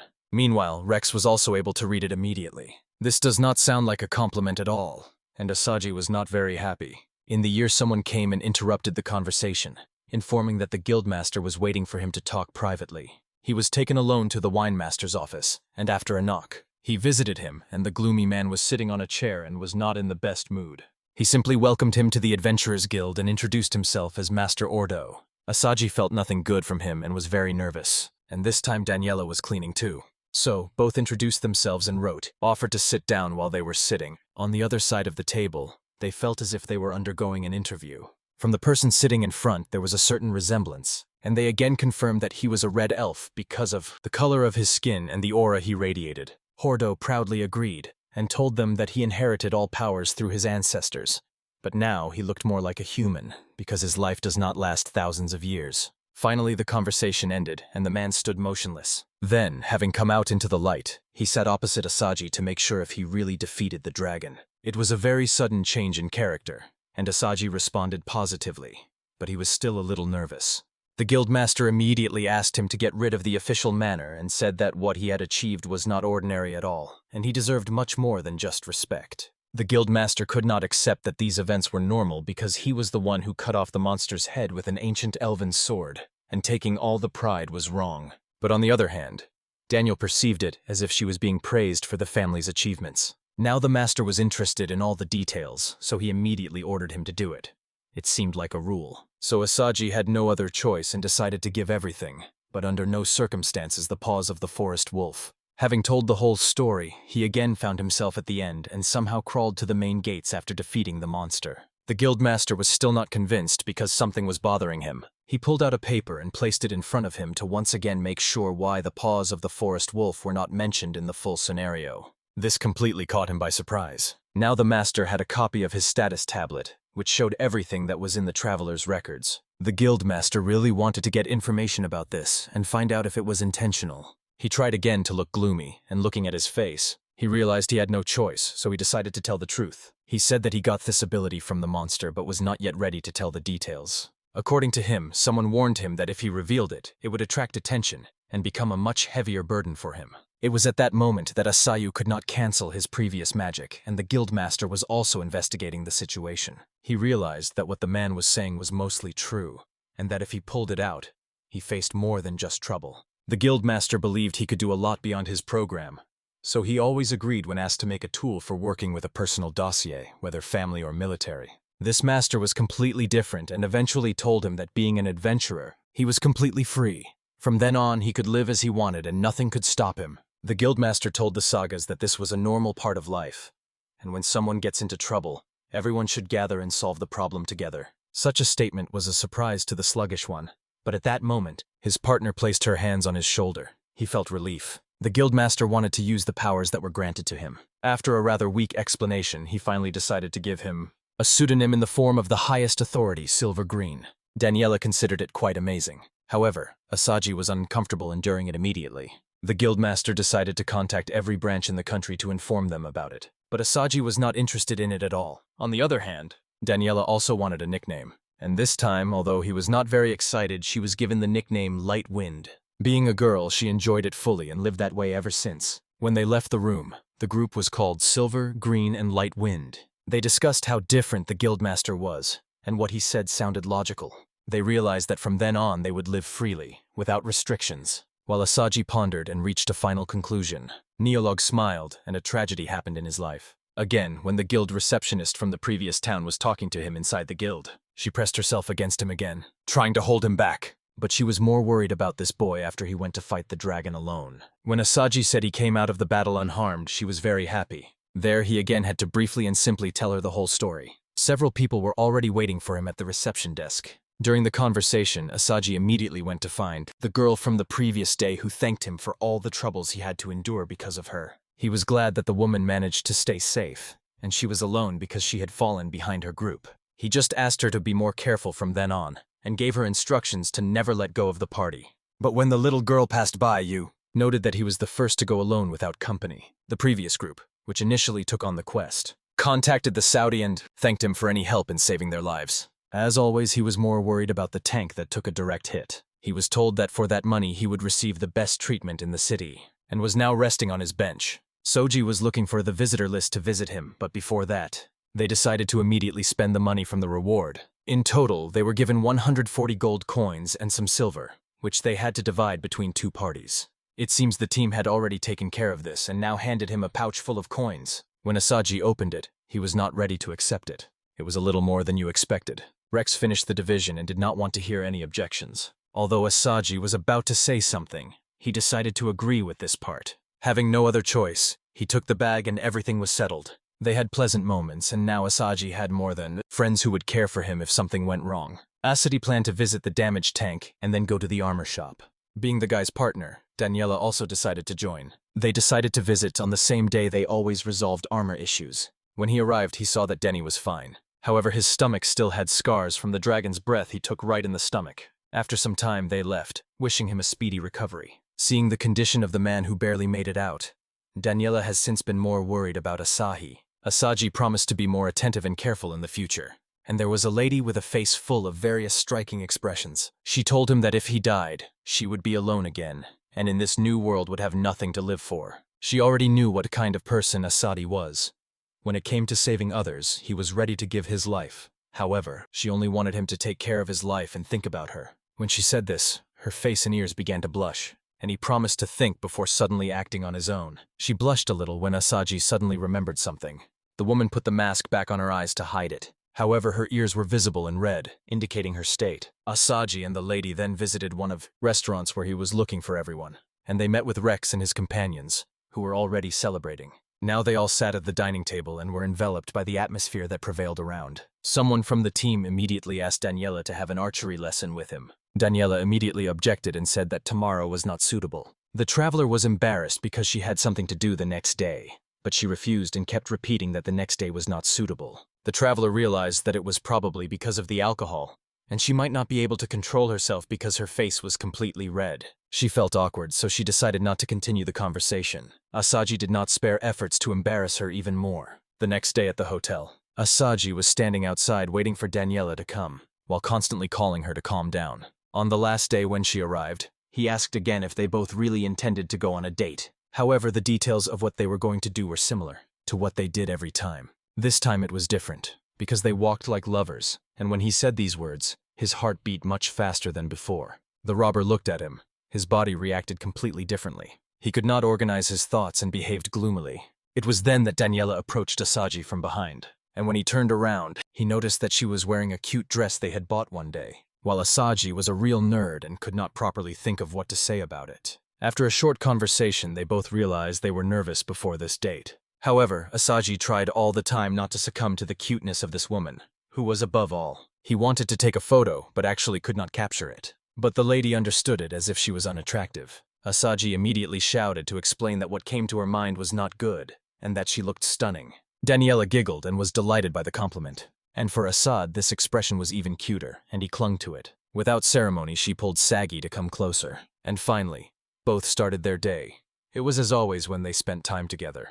But today it looked very bright. The city seemed livelier than ever. Daniela either pretended or really looked as if she was not bothered at all while they were starving. They decided to go to a certain place to eat. The cafe was exquisite, but that was not a problem. They both decided to sit at the table and have a feast. But eye contact with Asaji did not happen at all. He went to the order processing area and went after to eat a sandwich when in love with the atmosphere. When he was returning to his table, he found Rex sitting on a chair and dozing off, as if already falling asleep. But he woke up with the words of his Saji and a clear that he was in a good mood, so that could have been the reason. He told Rex that he was there together with Daniela, and on Rex's face it was visible. It seemed he had already announced that they were both on a date. For Asaji, it was hard to accept, but his face spoke for itself, and Rex calmed him down so they wouldn't tease anymore. Rex had to go somewhere, so he left immediately, and John realized that he intended to tell everyone about it. When he was leaving, John returned to his table and told Daniela about what had happened earlier, when Asaji ran away upon seeing him, and she said that he would start spreading rumors about them. But it was clear on his face that he was very uncomfortable because of the jokes about him supposedly dating such a beautiful woman. However, he tried to appear strong and denied it. Suddenly, he spoke about them being together forever. But Daniela decided to say right away that their races were completely different and that she was an elf. She would still live a long time and again clarified whether they would wait, knowing this difference. Asad was convinced that this was not a problem at all, and the moment became quite romantic. They were about to prepare quiche, but as always, the waitress interrupted and took away all the excitement. While they ate their sandwich and were soaked, he saw the woman's face and understood that it lifted Daniela's mood. After lunch, they went out, and this time they held hands, under the pretext of not parting. However, he was still quite shy about it. As far as Daniel remembered, the last time she held hands was with her father. Worrying about this, he suddenly asked if there was a grave of her parents in her hometown. Daniela built one after she left home, but had not yet had the chance to return. And now Asadi was looking for a way they could go there and show some respect. Again they reached the shop Lapnaya Bronya, and the seller recognized him. His armor was ready for the day. Asaji also brought money to cover it. The merchant was interested in his story about who he was for several days. He said very calmly that he came to kill the dragon, and the shopkeeper found it hard to understand. But in the end, he possibly fully relied on Asaji, and believed that everything he said was true. Asaji also boasted that he somehow managed to cut off its head, although he was badly wounded. Since he was more interested in finding armor, the seller led him there, and at that moment there was a doll that wore it and looked quite cute. Since there was some story with Kate, the seller, explained that when he finished collecting everything, his wife, the woman who happened to have a clock shop next door, said it looked quite unbalanced, and then started fixing it. At first it looked good, but the shopkeeper was not going to take anything extra, because it was added without consent. This outfit matched well with his silver-green nickname, and the seller decided to add a bonus, specifying that a certain enchantment increases his agility. Asaji wanted to add a little more charm to Dresha, besides the mandatory enchantments. The seller agreed after saying it would take some time to have everything ready. In fact, these guys did not take any individual orders. Since enchantment magic was desired by everyone, it was only given upon request, which made it extremely rare. However, saving money on the first costume had consequences. Asaji was ready to buy it and then asked what the total cost would be. With all the enchantments, it came to 70 gold coins. The seller thanked them for the purchase, and when the deal was made, they decided to leave while the shopkeeper fully settled in. Regarding the lady's outfit, which has always looked nice, to show it to him she even took a detour, and Asadi was moved again by the cuteness. Looking over the clothes, he immediately understood that it was from a goblin boutique, and the seller became a little more interested and wanted to examine it. The boy had just quickly made a trip there and back over the ice, and although it seemed that he was trying to understand this fabric, he somehow ended up under the fabric and was about to touch it when Sadzi did not like it. He called him an idiot and asked him to step back. Daniel liked the envy coming from him while he behaved like a model of the moment. While John tried to clearly explain his position, the shopkeeper was interested in fashion and clothing, and Asadzi advised him to visit the goblin boutique himself. But because of that woman, everyone there was afraid of it. They tried to calm down and finally the conversation quieted. It was closed, so both left. It was almost evening, and the day flew by in an instant. No one even noticed what time it really was. Daniela played with him all the time, praised his company, and said how quickly time really passes when she is around. And from these compliments, Asadi's face lit up. She behaved gloomily with Red and decided not to hold back if she was the one who started it. So he gently leaned toward her lips, and then she was given a cute kiss. After that, he started walking as if nothing had happened, and calling it a competition of revenge. However, Daniela was not satisfied at all and was going to take revenge, so he decided to run out as fast as possible. They barely noticed when a week had already passed. They enjoyed the money he earned by killing the dragon, and during that time they often put each other in awkward situations and Asaji did not explain. However, from Daniela's face, it was completely visible what exactly they were doing on the bed. Asaj called Daniela a beautiful, wonderful, and sweet woman. He played with her all over the room, praised her body, said it was almost perfect at that moment she was the only person he could think about. They had already spent a week together, and everything had settled between them, so their moment came. They always walked together, and she regularly stayed in his room. It seemed they truly realized their feelings for each other. He knew that Daniela had been alone for many years, and to some extent he understood that feeling. During conversations with random clients on the night shift, they were always superficial and meaningless. Returning to work at the store, he had to play the role of a cheerful guy, and his conversations with colleagues were just greetings and nothing more. All this changed from the moment she turned around and stepped on his stomach, because last week was an example of how wonderful his life was after he came into this world. When Asaj lay down on the bed, he covered his face with a pillow. He realized it when he felt the scent of Daniela's hair on him, and he remembered her and everything that was agreed upon. Calling her by name, he played with the pillow as he used to play with her, and somehow she entered the room, to catch him unattended in a situation that made it seem that she was especially pleased. Very angry, she told him that he had to leave the room in 5 minutes because they had a meeting the next day. But as soon as she left, Asaj was stunned by what she really meant, as if an insult. Taking the 5-minute threat seriously, he got himself ready in less time, bent down, and since the time had already come, they decided to set off. It was the day when they finally had to pick up the armor from the store. And when they approached, the seller greeted them and clearly checked that the armor was already ready. When Asaji looked at the clothes, he noticed that it was both beautiful and amazing, and the equipment fully matched his title silver green. He immediately went to the fitting room to give it a chance, and when he was dressing, Daniel felt in her heart some feeling that she really could not express in court. Changing into her clothes, it turned out, and Dresh confirmed once again with Daniela. But before she could start speaking, another woman came up from behind and began to praise him. Considers that it is much better than everything else. The girl was from the fabric store, and the seller was also glad that the woman liked it, because it was the act of his own wife at midnight. It was the shopkeeper's wife who went through all the changes, and Asaji somehow really liked it. The girl was glad that Asaji did not object. Even after several sharp changes, Asaji again clarified that it looks too good, and then just remember that compliment that was missing, and Daniela gave him one, confirming that she had fallen in love with him again. He was happy with that outfit. What he wore made her smile again, and he wanted to hug her even tighter, remembering that last night when he finally managed to make her unbutton. That special look he gave at that moment did not please the seller, who was able to understand what he really intended. Asaji decided to take a walk to distract himself. There was a beautiful girl nearby. Intending not to give in to emotions and to set out in search. Walking through the shop, Asaji saw that the t-shirt that was here before had already been sold at auction. They paid over 1,000 gold coins for that item. And now Asaji understood how much it cost when a whole dragon was sold for 100 gold coins. It was too little for the danger they faced to kill the dragon, and completely unacceptable. Everything is decided, and now it is time for them to set off.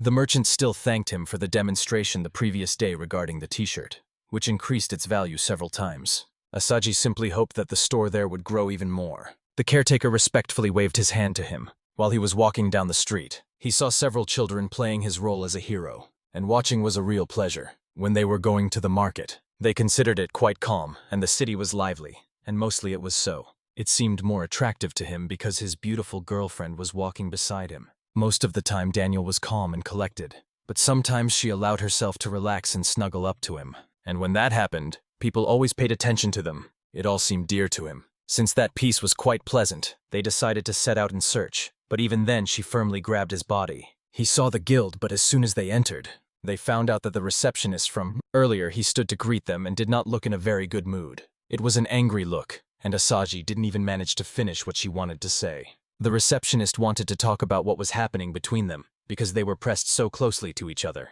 and somehow she was able to understand that there was a strong attachment between them. Without waiting even a minute, she immediately began to lead him away for some time. But it seemed that Daniela did not allow the guy to touch another woman. It seemed that a fight was about to start. In the end, they decided to sit at the table and discuss it in a closed room without outsiders. An awkward silence hung between the two women, while the side he was stuck in the middle with. He had nothing to say and never in his life expected that such a situation could happen. The receptionist looked with a very contemptuous expression, and Asaji was silent. We can only say that he couldn't. He decided to start with an explanation, but Daniela immediately interrupted him, explaining that there was no need to drag it out. Saji stepped closer to hand him a bright quiche. Out of nowhere, something arose that shook Letty's desire to shatter into pieces. None of them even stopped a little, and it took some time before the receptionist could understand, and what was really happening between them. Asaj blushed, as did Daniela, and they looked into each other's eyes for a long time, as if falling into romantic love. Then they returned to the receptionist to tell her that both were now in a relationship, and that was a complete explanation. The receptionist then turned to Asagi and looked at him, although he wanted to warn her.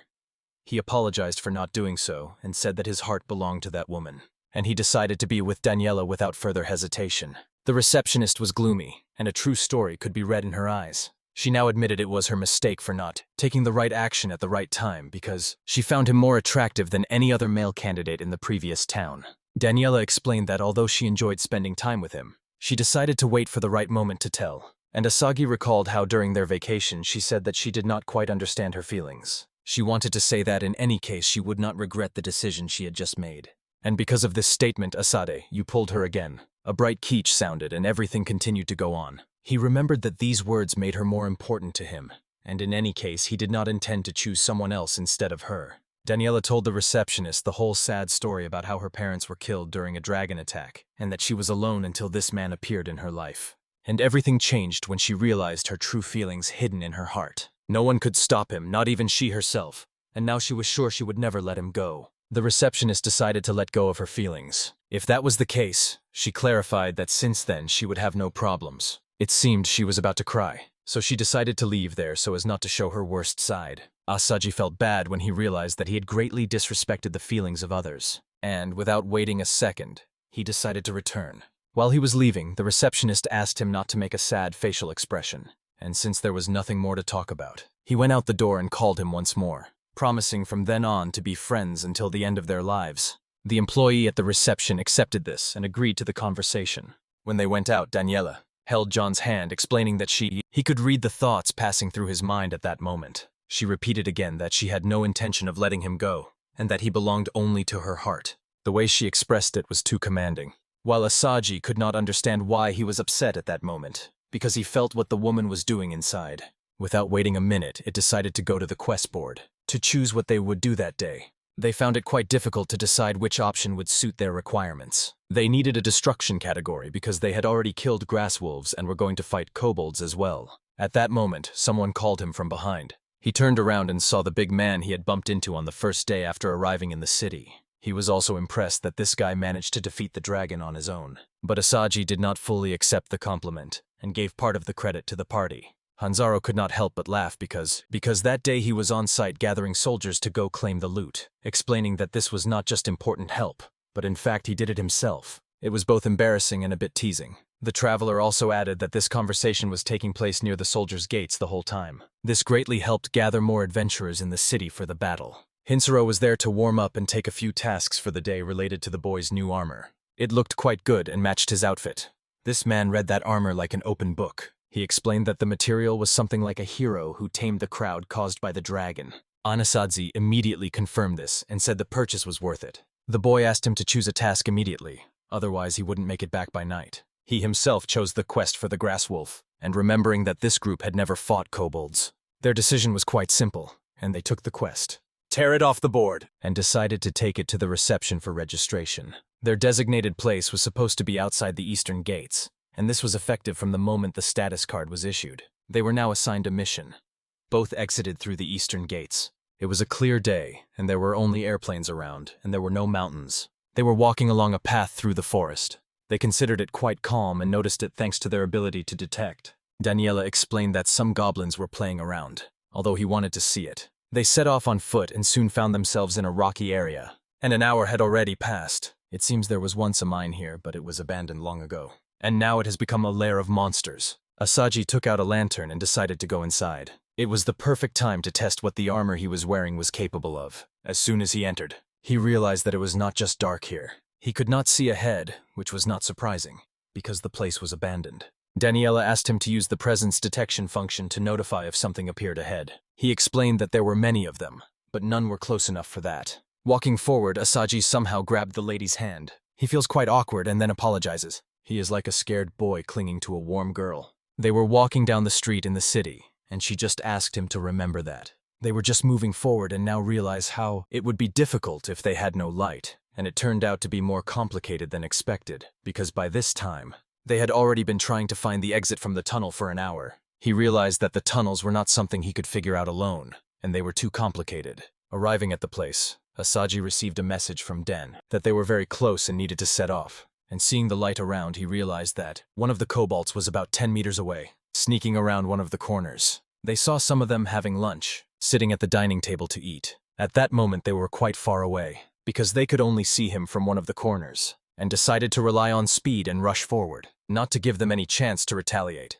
Asaji thought that this was the right way as, since Daniela was standing behind, it would be easy to control this when they were both ready. They decided to immediately rush forward to catch them.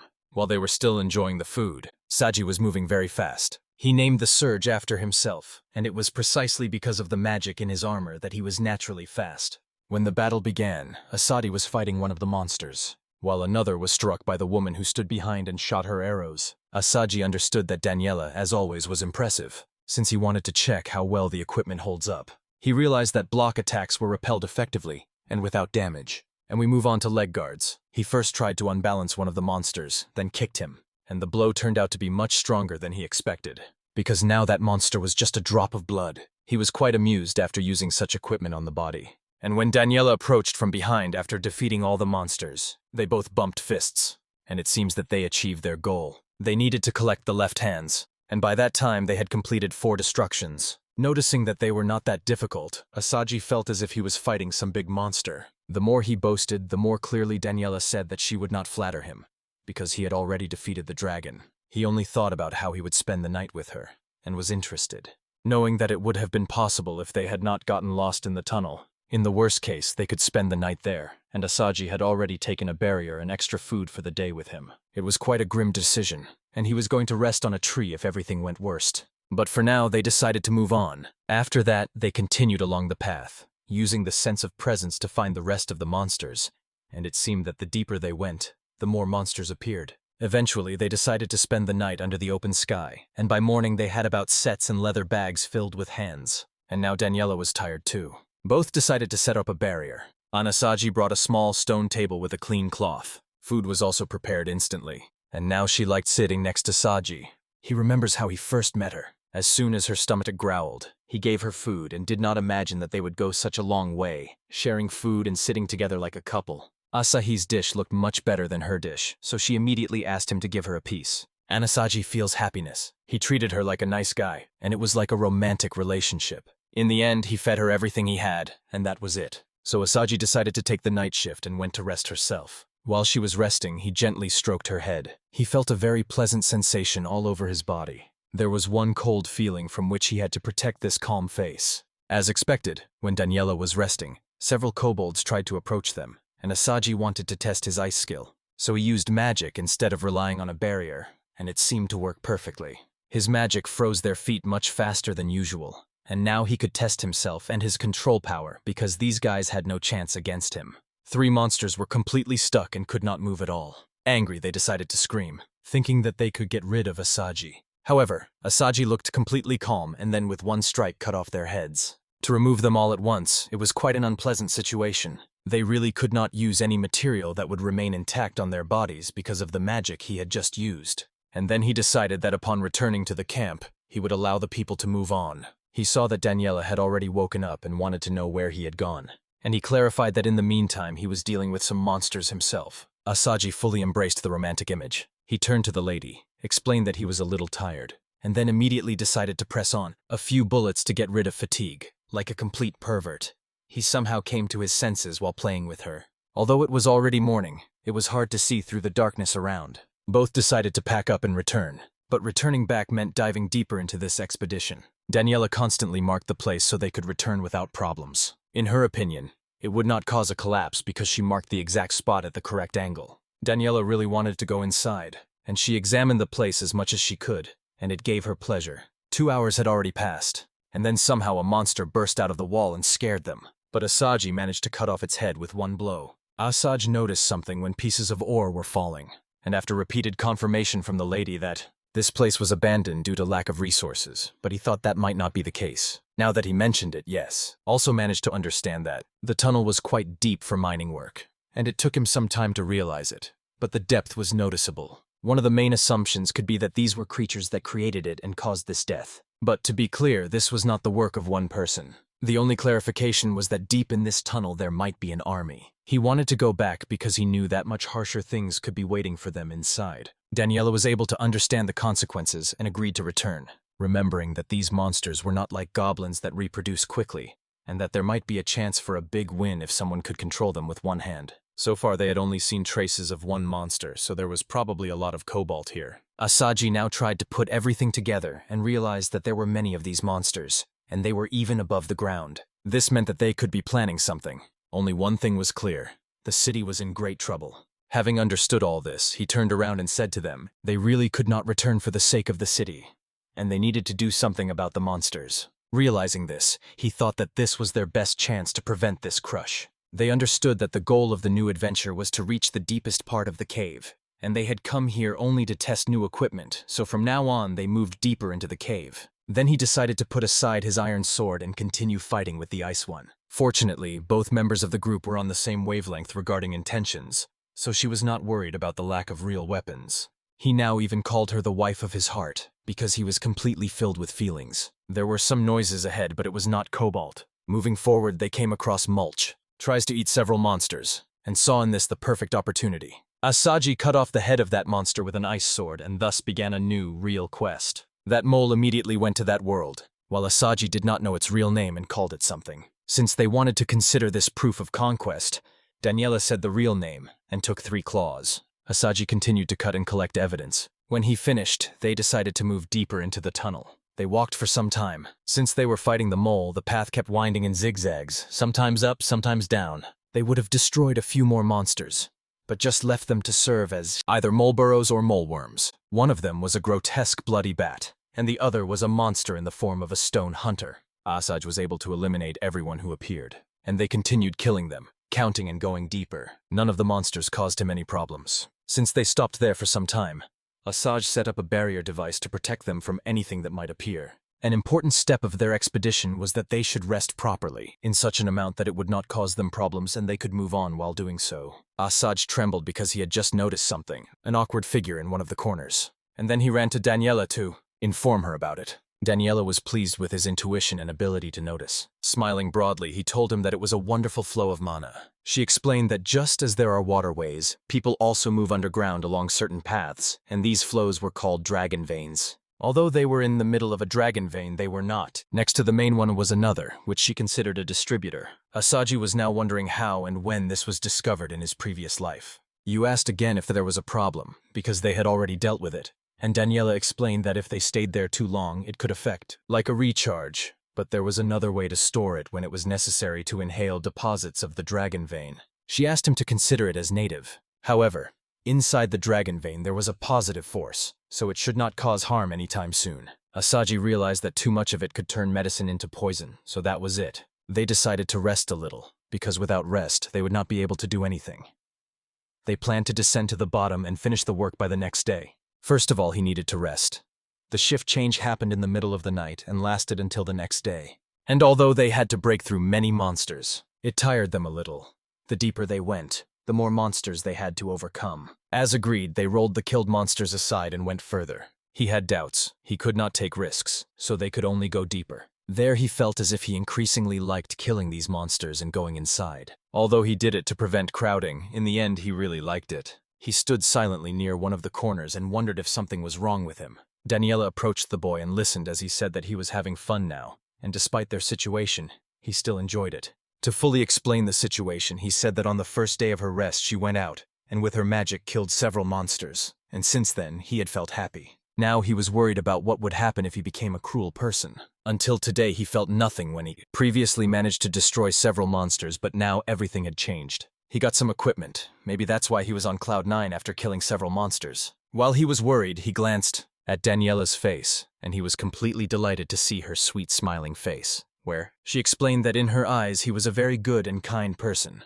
This guy was not at all suited for the role of a traveler, and to make it clearer, she told him that she liked it too. She explained that every feeling they had while killing monsters and moving deeper into the tunnel reflected on his own bloodthirstiness. There she again confessed that she truly loved him. At that moment she hugged him tightly and joyfully. She clarified that although what they were doing was mass murder, they had no other choice because it was necessary. She told him that their goal was to protect the city and the people where they lived. If they liked it, then it was the true nature of an adventurer. Every traveler eagerly awaits what they will find around the next turn. Now Asaju also understood how wonderful it was to think about all this and go out. She continued to hug him and told him that he was not an evil person, because he was her lover, in his thoughts and everything else, and that could not be evil. Both again confessed their feelings to each other, and after all this, Asadi felt better. It somehow relieved him, and he retreated. But the woman did not like it, because she wanted to hug him a little longer. But he just stroked her head and thanked her for what she had done. He continued to fight, believing he was doing it to protect someone, and until that time he did so. But he decided to honor every life he took. Knowing he could not save everyone and everything, he was a pacifist. He decided from then on to act correctly, to kill monsters and stop this panic. They decided to move forward because usually the steps were interesting, and now as well, when the situation became quite serious. I had to get rid of the elf because from then on, a situation may arise that will become more serious. He decided to use this weapon to the maximum and from now on act fully without stopping. When they go deep into the cave, he felt something, and this time it was not from the dragon's vein. Daniela also noticed that something was moving there. They both looked at each other, and then decided to go deeper inside.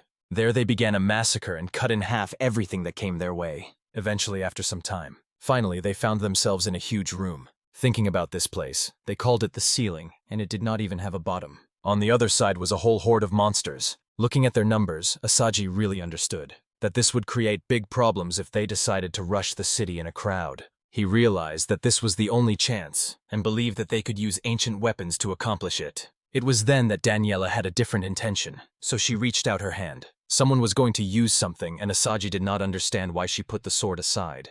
It seemed as if the woman was accumulating magic in her fist. However, according to Asaji, the amount was very large. She cast a spell and called it Blastbuster, which was an extremely powerful type of magic aimed at a target. There, all the monsters were destroyed with a single blow. Asaji could not find words because he had never seen anything like it, as it was actually Daniela's own spell. She explained that due to the concentration of a ton of wind in her hand before releasing it, it was difficult for her to control, but she knew it would give enormous power. At the other end, there were a few surviving monsters, so without hesitation, they all rushed forward to destroy and overthrow them. While Asaji and Daniel were removing those things, they were engulfed by another presence, and both immediately became alert. Remembering that it was the same feeling as when they last faced the terrible wolf, he realized that it was a monster that had unnaturally mutated after accumulating a large number of men. By his feeling, it somewhat resembled Cobalt.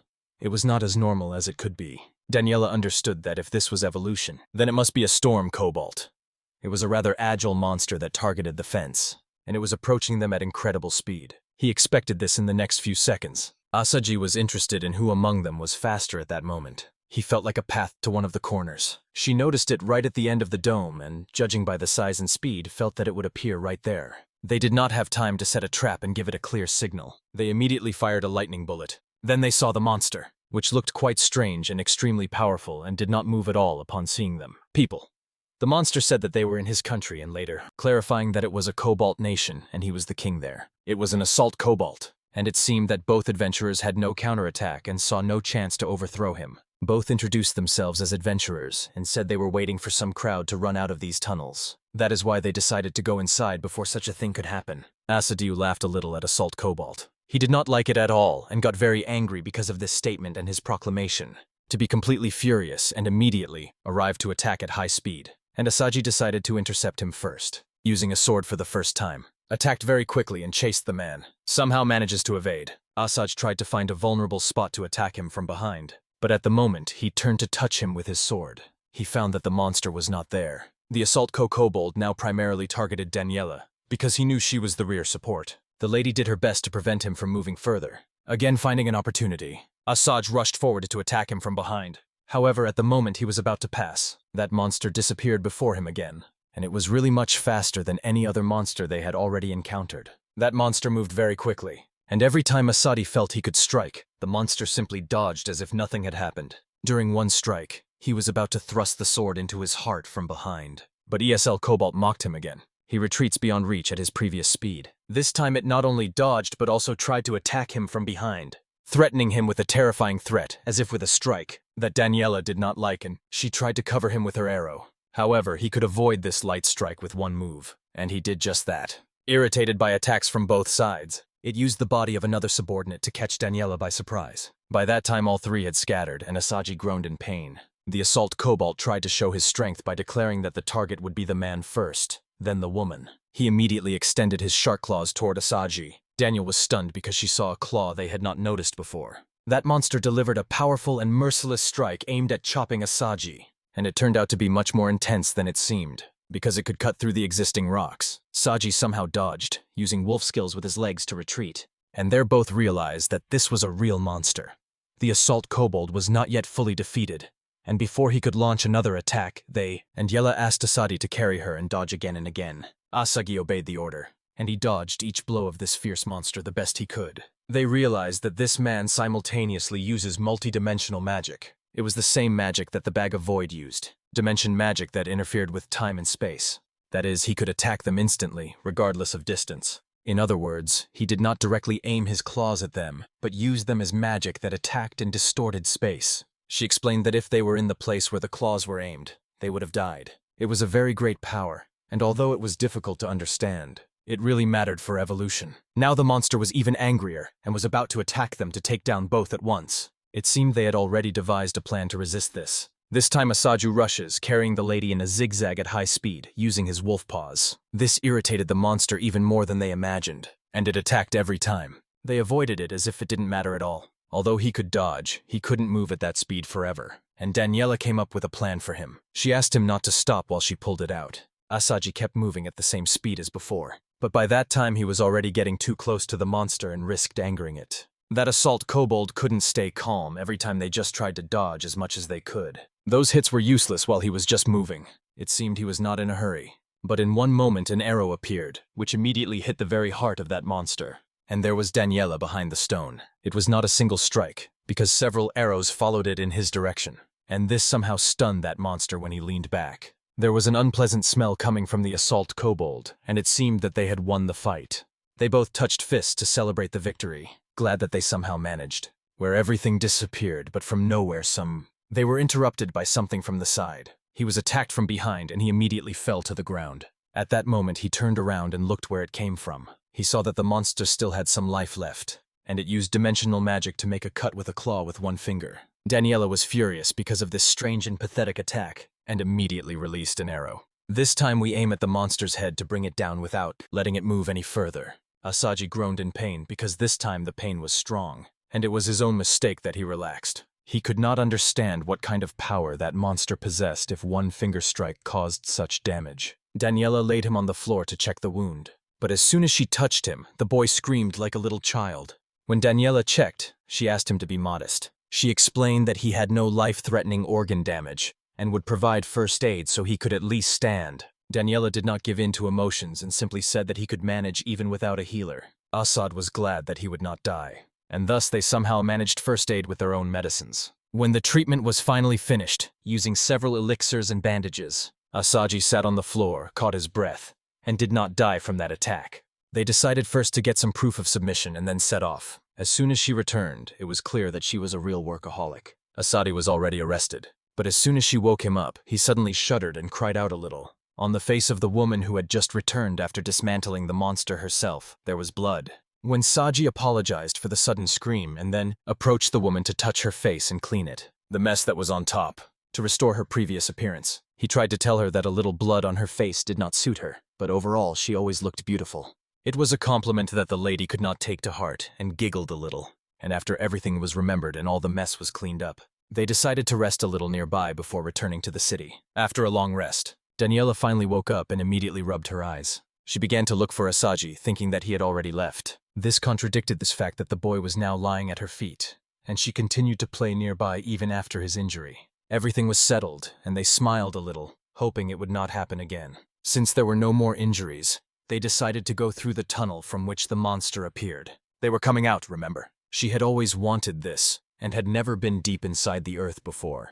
They were right next to the dragon vein, so she thought there should be something more interesting there. She understood that it could be dangerous, but leading without checking was not even considered. When she moved further, she saw one of the most mysterious phenomena in the world. Because right before their eyes there were many crystals, and they did not believe it. They were purple in color, and Asaji simply admired the light, and later came to. I definitely knew that it was some kind of magical ore, but she had never seen it so large before. When she looked at it, she realized that its color was the color of dimensional magic, the same attribute that the storm Cobalt used. The color it manifested was something humanity had never seen, and since it already behaved as multidimensional, it was expected that such a thing occurs rarely in nature. The purity of this crystal was almost the same as that of the ore, and none of them knew that this thing could affect them or interfere with their hand circles if they tried to touch it. Daniela lived very long, but had never seen a crystal with such a deep color as if from another dimension.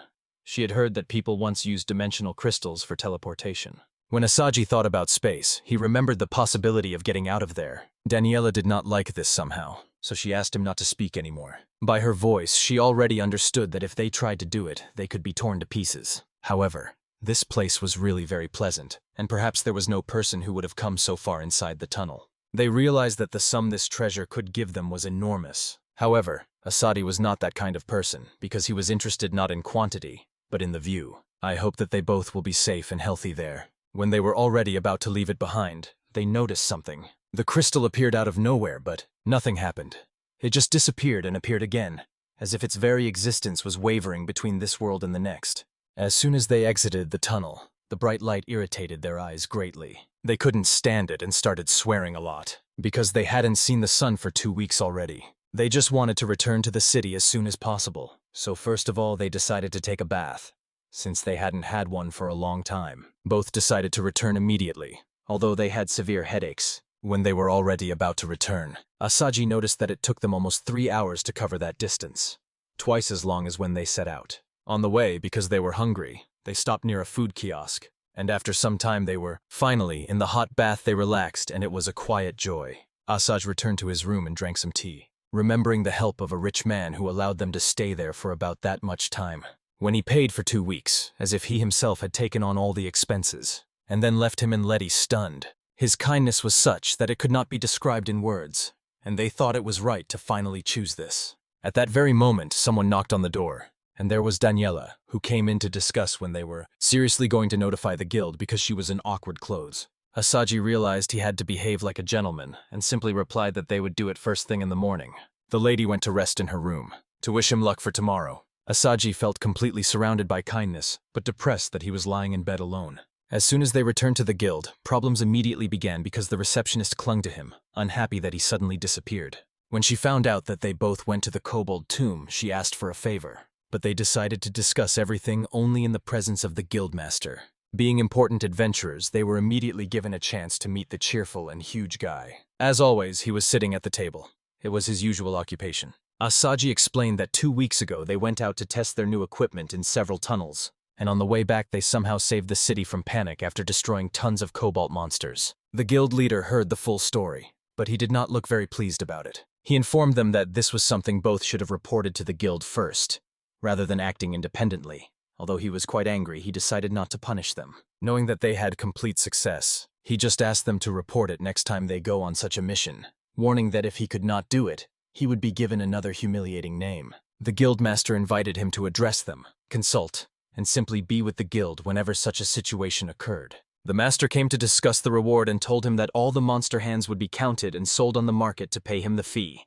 But regarding the rare monster materials he talked about, that he would quote them an individual price. Moreover, these guys were supposed to be paid for avoiding the crowd by going deep into the tunnel, and both decided to gladly wait for the reward. The guildmaster even told them that they could use the monster material for their equipment if they wanted. Since these guys were interested, the master decided to introduce them to the blacksmith, who worked directly for the guild and handled any issues. He even showed several samples of the blacksmith's work, including impressive armor that looked quite flashy due to the red metal. As soon as he mentioned that red metal, he thought of the dimensional crystal, but they decided not to mention it. Everything was settled, and now the rumor spread that silver green and light wind stopped the crowd rushing into the tunnel. 3 weeks have already passed, and he was having lunch together with that woman. He decided to make his status available for viewing, and then he discovered that a lot had improved since the last check. He behaved the same way with Daniela, who was now at level 72 and had acquired several quite good skills. Asaji was lagging behind her, reaching level 54, and it seemed that both had almost reached their current level. Rank A starts at level 73, and Asaji decided to work hard to achieve it. Asaji also learned to see in the dark after those long nights in the tunnel, and it was one of the skills that allowed him to see in the dark. This would come in handy every time they got into trouble on a hike, and it was probably related to her unique skill of foliage. He remembered that the blacksmith was very understanding, although at first, he was a little afraid of him, but when he came back to visit, it turned out not to be so, and he introduced himself as Green Silver. It seemed that blacksmith Bennett did not really want to make a suit for him, just because he got the nickname. He was ready to move on to another in case he was going to offer something, and he realized that if that man came, then probably he got something rare. Then it became so interested in seeing this thing that he immediately removed the serious expression from his face, and then began to beg for confirmation to do what he asked. Daniela knew that everything went well because he was immediately able to appreciate the quality of assault cobalt parts. The blacksmith made a sword from fangs and fabric from these materials because it was light and easy to swing. It was a kind of equipment. He spent 2 weeks creating this thing, and since she wanted the thing to be almost perfect, Asaji gave him 3 weeks. Taking the equipment was one of the reasons for his appearance at first, but he also wanted to spend a pleasant free time with Daniela, so he decided to wait for him at the bar. On that day, it was said that the hero Yasushi Matsumoto was supposed to arrive in the city, and they did not want to miss such an opportunity. It looked like a request from a Saudi, but she was ready to be next to him because she wanted to eat. Saji understood this quite easily because she knew nothing about this particular guy.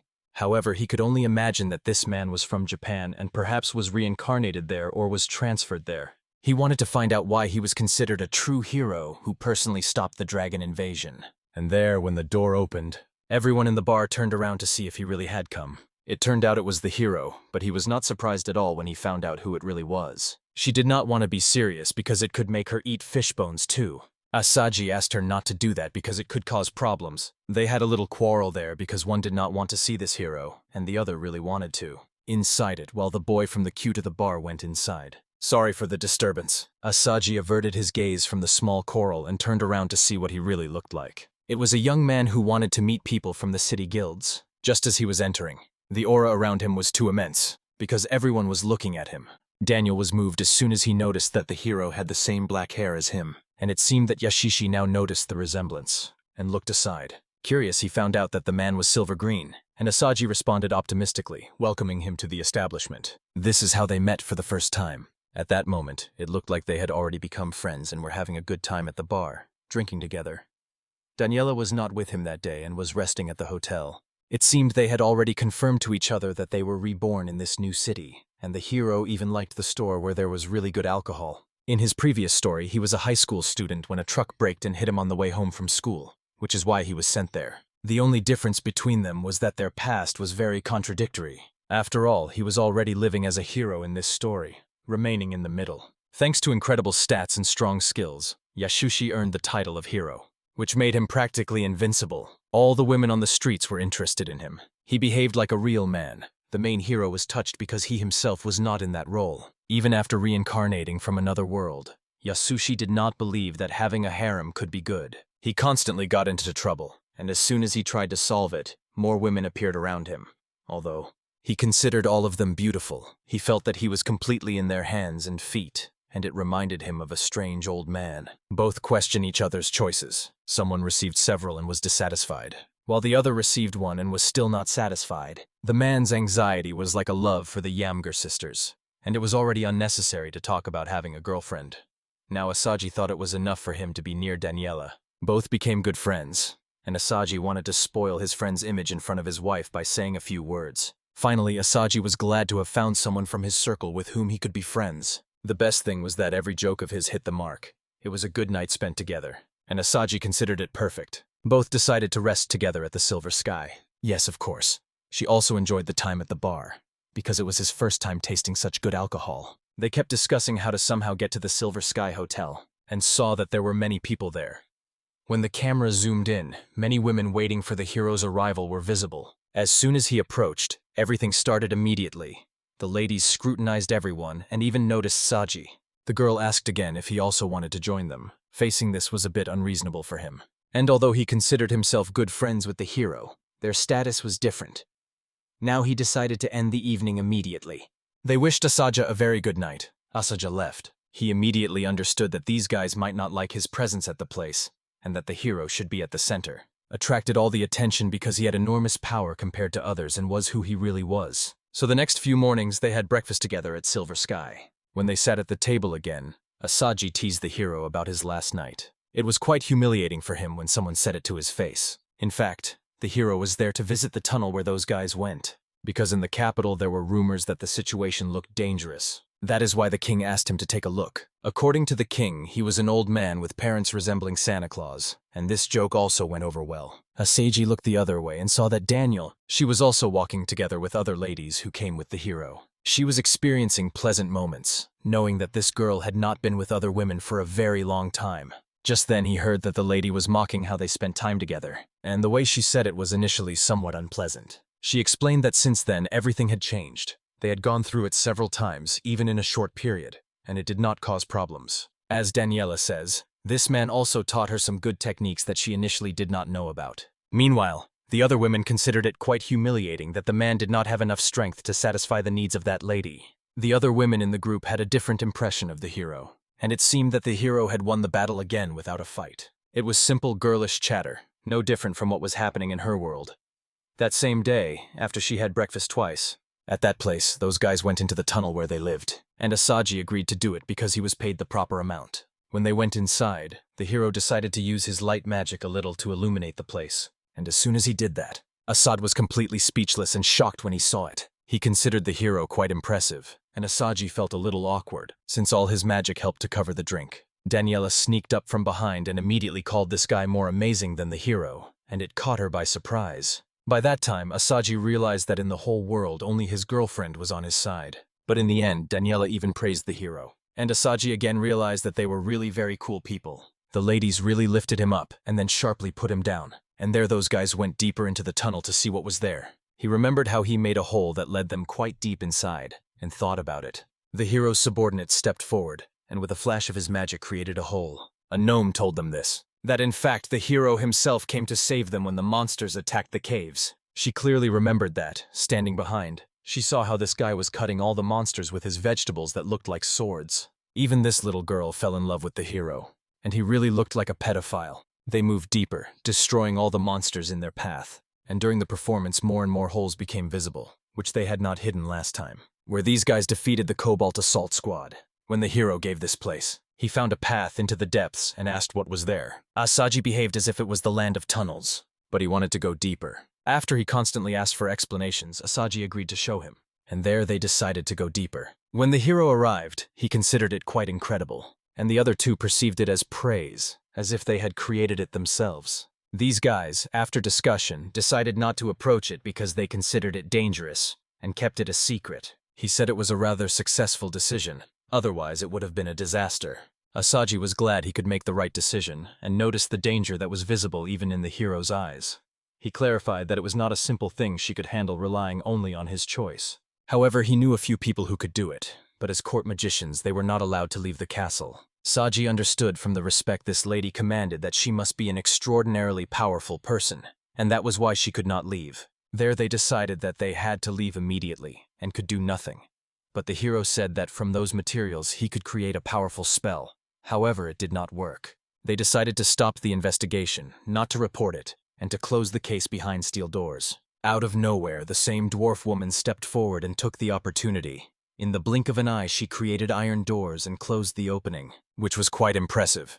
They returned to the city and spent another week with the hero. It was time for him to return to the capital. He formed them roughly the same. Asaji was glad he could meet him, because he never thought he would meet someone from his people in another world. He also felt the same for the first time when he was stepped on by a robber. Now his life has changed a lot because he was able to meet Daniela. At first, they both shook hands, and even before, for setting off. This guy even hugged Asaji, which was quite unexpected. A passionate friendship developed between the men, and since then they lived long and happily. But as soon as he thought everything was settled, Daniela asked Asagi if he also came from another world, like the hero. Tane finally arrived when he was about to reveal the greatest secret of his life, and decided not to make a fuss there. He admitted that he actually came from another world. The way she handled it was completely unexpected. When she was now discussing their next mission, Asaji was surprised because he did not see the expression he was really expecting. Daniela was finding out if the boy wanted to tell anything else, and it was a fierce reaction. The boy said that although he wanted to say it, it seemed she was not interested at all, and he explained that until then he had not found the right moment to say it. He came to say that the world he came from had no magic, but instead there was science. Although she found it amazing, she suggested going to the next empire, and it was poorly phrased and looked like an explanation. She told him that people from other worlds actually live there, so it is not strange at all. Her facial expression and feelings will not change when she finds out he is from another world, even if he is a raccoon, because she will stay with him forever. It was a different kind of reassurance, and they both tried to hug. This time the heroine tried to look more important and admitted that she could not restrain herself because of his charm. For a person like him, calling him cute was a kind of honor, even if he was trembling then. These guys just spent the whole day in the hotel, preparing to leave the next day. At first, they went to the hotel owner to check out. He was not happy to let them go, but for him it was part of life to let guests leave. He even invited them back to the Silver Sky in case they ever returned. As they were leaving, they noticed that he, as always, was a very kind person and ready to help. As usual, they gathered all the products and food, including provisions for the road. But before that, he went to the barracks of the Western District. The captain was glad to see him after a long separation, and he told him the whole plan. Who understood that they would not be able to meet for a long time, and then decided to shake hands and invited him to come to the city any time. This person confirmed that he was a devoted man and helped them in everything, including finding a hotel and equipment. Although their farewell was not forever, it seemed quite sad. It was a part of their life. Next on their list was the Adventurers Guild, where they first met the receptionist, who already knew that this time was about to come. This time, even the guild master decided to visit them before departure. There was a master there. The receptionist pretended that she already knew everything about the Asadi plan. She tried to make it sound scary. However, when Asaji saw the receptionist's face, he felt that sadness still hung in the air. The Lord of Guilt asked where they would go next. However, by that time, they had not yet made the right decision and only vaguely planned to move to the Southern Empire. The master decided to inform the Guild Empire about them, but both refused. Before setting off, the guildmaster asked them to be careful, because this city was truly very resilient. Their goal was primarily to travel. They decided to promise the receptionist that they would definitely return someday. The receptionist saw them off, but there was no good understanding between them. Therefore, they decided to take a little walk to feel better. The receptionist still did not approve of their relationship. She was somewhat offended at both of them for letting her go, but Asaji decided to keep in touch with her friend, constantly writing her letters, and they decided to remain friends forever. Wherever they went and however far they were, he believed that their farewell was only for a short time. After a cheerful conversation, these guys drank at the same restaurant as they had planned. While they had not yet finished their drinks, Rex came and Pyrrha was there too, so they decided to walk all night. Finally, the day came when they had to say goodbye to the city. Then they discussed the Empire, where they would go next. Daniela explained that she controlled large lands in the south, and then decided to tell him that this city was located in the Republic, although Asaji had never heard about it at all. He only knew that to the north there was a forest, and to the south, mountains. The forest was called Grand Soye, and the mountain, Eliza. Daniela added that the area around the mountain was called the Ridge of Choice, which stretched east and west and marked the border between two kingdoms. According to her, the only path between the countries passed through the mountain, and they would head to the empire through the city of Eliza. Asaji's mental map was completely erased because there was too much information for him to fit everything in his head. Although he tried very hard to create an image, he did not have a clear picture that could be understood. The city they were heading to was considered a military strong, where it was their pride, but they did not want to start any wars. Everyone knew that they hated war because 600 years ago, the empire had made great efforts to conquer the world, and it succeeded.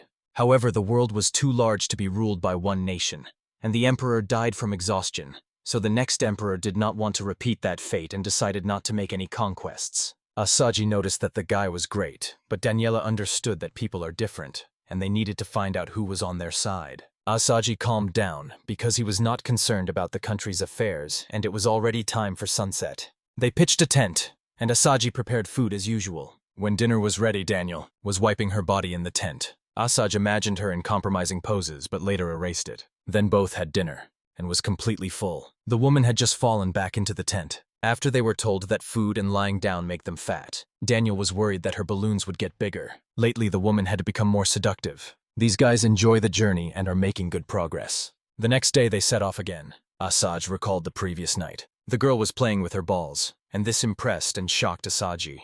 He was forced to explain that he meant she would gain weight. She did not want to find herself in such a situation at all. Therefore, she immediately wanted him to have held several discussions earlier. Then the boy played with her cheeks as if with a little lady. It took him some time to bring her mood back to normal, and he kept doing it. Although it was a lot, this thing was calm and pleasant for him. Moreover, they were attacked by monsters called grass rabbits. After that, a stone lizard appeared, which ambushed them and attacked using magic. During the expedition, they also encountered goblins and stone weapons called swinny. They dealt with the goblins by cutting off their heads, and now these low-level monsters really were no match for them. They spent 3 days like that and soon approached the mountain. From the valley, even a few chimneys stood out. Daniel explained that it was in the city she had spoken about, and they had to get there the same day. At that moment, what he feared most was approaching because, wherever he arrived, some crazy troubles immediately engulfed him. Looking around, he decided not to stress, but then decided to check the air to see if something awaited him. Daniel found it hard to understand this man, and Asaji was almost not going to lower his guard because he knew that a problem could arise from anywhere, so he decided not to weaken security measures. His detection magic showed that something was behind. He drew his sword and turned to the enemy. He was a little more worried than he usually had to be, and this time a cart simply drove up. He saw a flag on the carriage, so he understood that they were not monsters, and now he decided to call them bandits, but Daniela immediately rejected his assumption. Moreover, when she saw the carriage, she immediately recognized the coachman, who was the very same seller who sold him all the material. The shopkeeper stopped the cart when it approached, recognizing his wind dragon armor, and then asked why he had raised a sword against him out of nowhere. They both sat in their carriage, and for the first time in a long while traveled side by side. He introduced himself as Nick, and said he was glad to meet him after such a long time. In fact, he was there to deliver clothes to the central city. Since it was a mining town, a lot of fabric was needed, and he was bringing several samples from the leftovers. Asaji inquired about the woman who looked after the shop during his absence and remembered her as his wife, who had 2 different names depending on the situation. These guys used a paw shape on their goods, but his next wife denied it every time.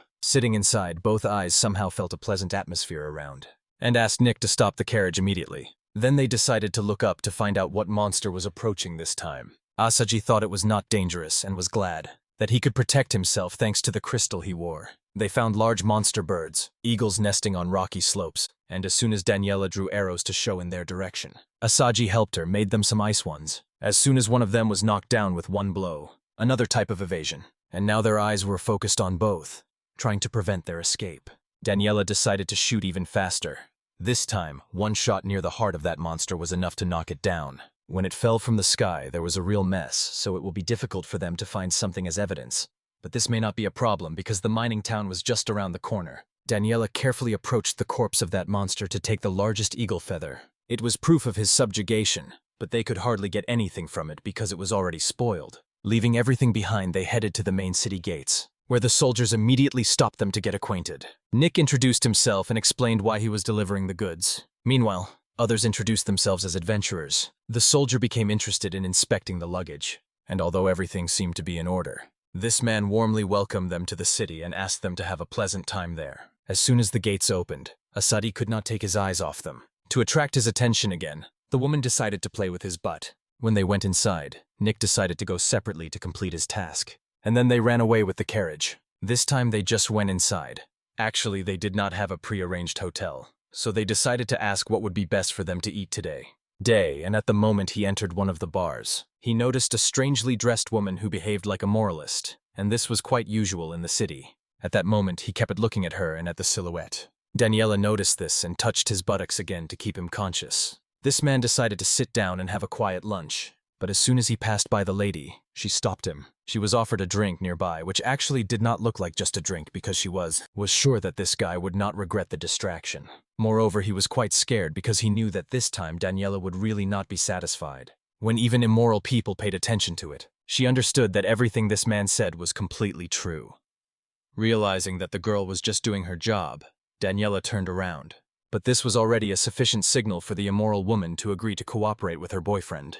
The strong aura of Daniela scared the boy away, and so he immediately jumped up to the girl to sit next to her, while receiving a toast for everything he wanted. He decided to lift her spirits and simply raise a glass to the beauty of that lady. Daniel was embarrassed by such a remark that appeared out of nowhere. Asagi no longer paid attention and continued drinking wine. Daniela decided to talk to the bartender about a hotel where the guy could stay, and he suggested they settle there, because it was both a hotel and a bar. Each day of stay cost 3 silver coins, and considering that this was the correct price, Sadzi agreed while eating a snack, this time a real one. The master gave them 2 keys and a room number for signing.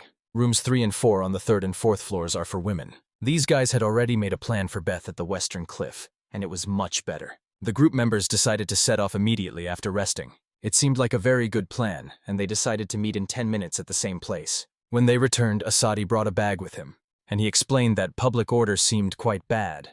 He was just glad to bring and freeze the bag with his clothes after the trip, and Daniela told him that there is a magical anti-theft device in the room that is supposed to protect their belongings. If someone enters the room without a key, it will activate and detain the thief. Asadi found it quite unpleasant that he had to carry the bag, although there was already something similar there, while they reached the best, and he thought that Daniela had already reached the women's bath. He decided to go inside, undress, and get rid of the fatigue. He found a hot bath covered with thick steam and, be careful and move slowly. He washed his whole body with a towel, and then immersed himself in the hot water, seeing nothing. He wondered if these were the very same famous caves, and even during rest he thought about it. He remembered how Daniela simply dispelled the steam with her magic. And then suddenly someone answered, which shocked Asagi even more. When she finally wiped away the steam, he saw that a woman was sitting next to him playing with the steam. This place had 2 entrances, so that the changing rooms were separate. But it made no sense, and no matter the circumstances,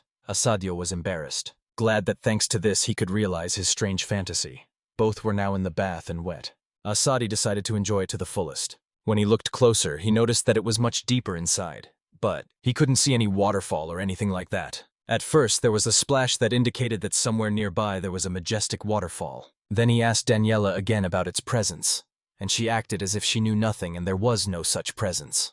And while she played with her hair, he saw on her face that she was hiding something. He decided not to tell anyone, even if she said it, and having no real choice, she realized that after seeing the spring, she was very happy. She was a little brave, and when she walked, hot springs suddenly appeared. They scared her and made her fall inside like a pebble. He chuckled to himself but couldn't laugh out loud because then he wouldn't be lucky that night. The woman from the bar was also present in Beth. It was find the 2 smallest values for the day.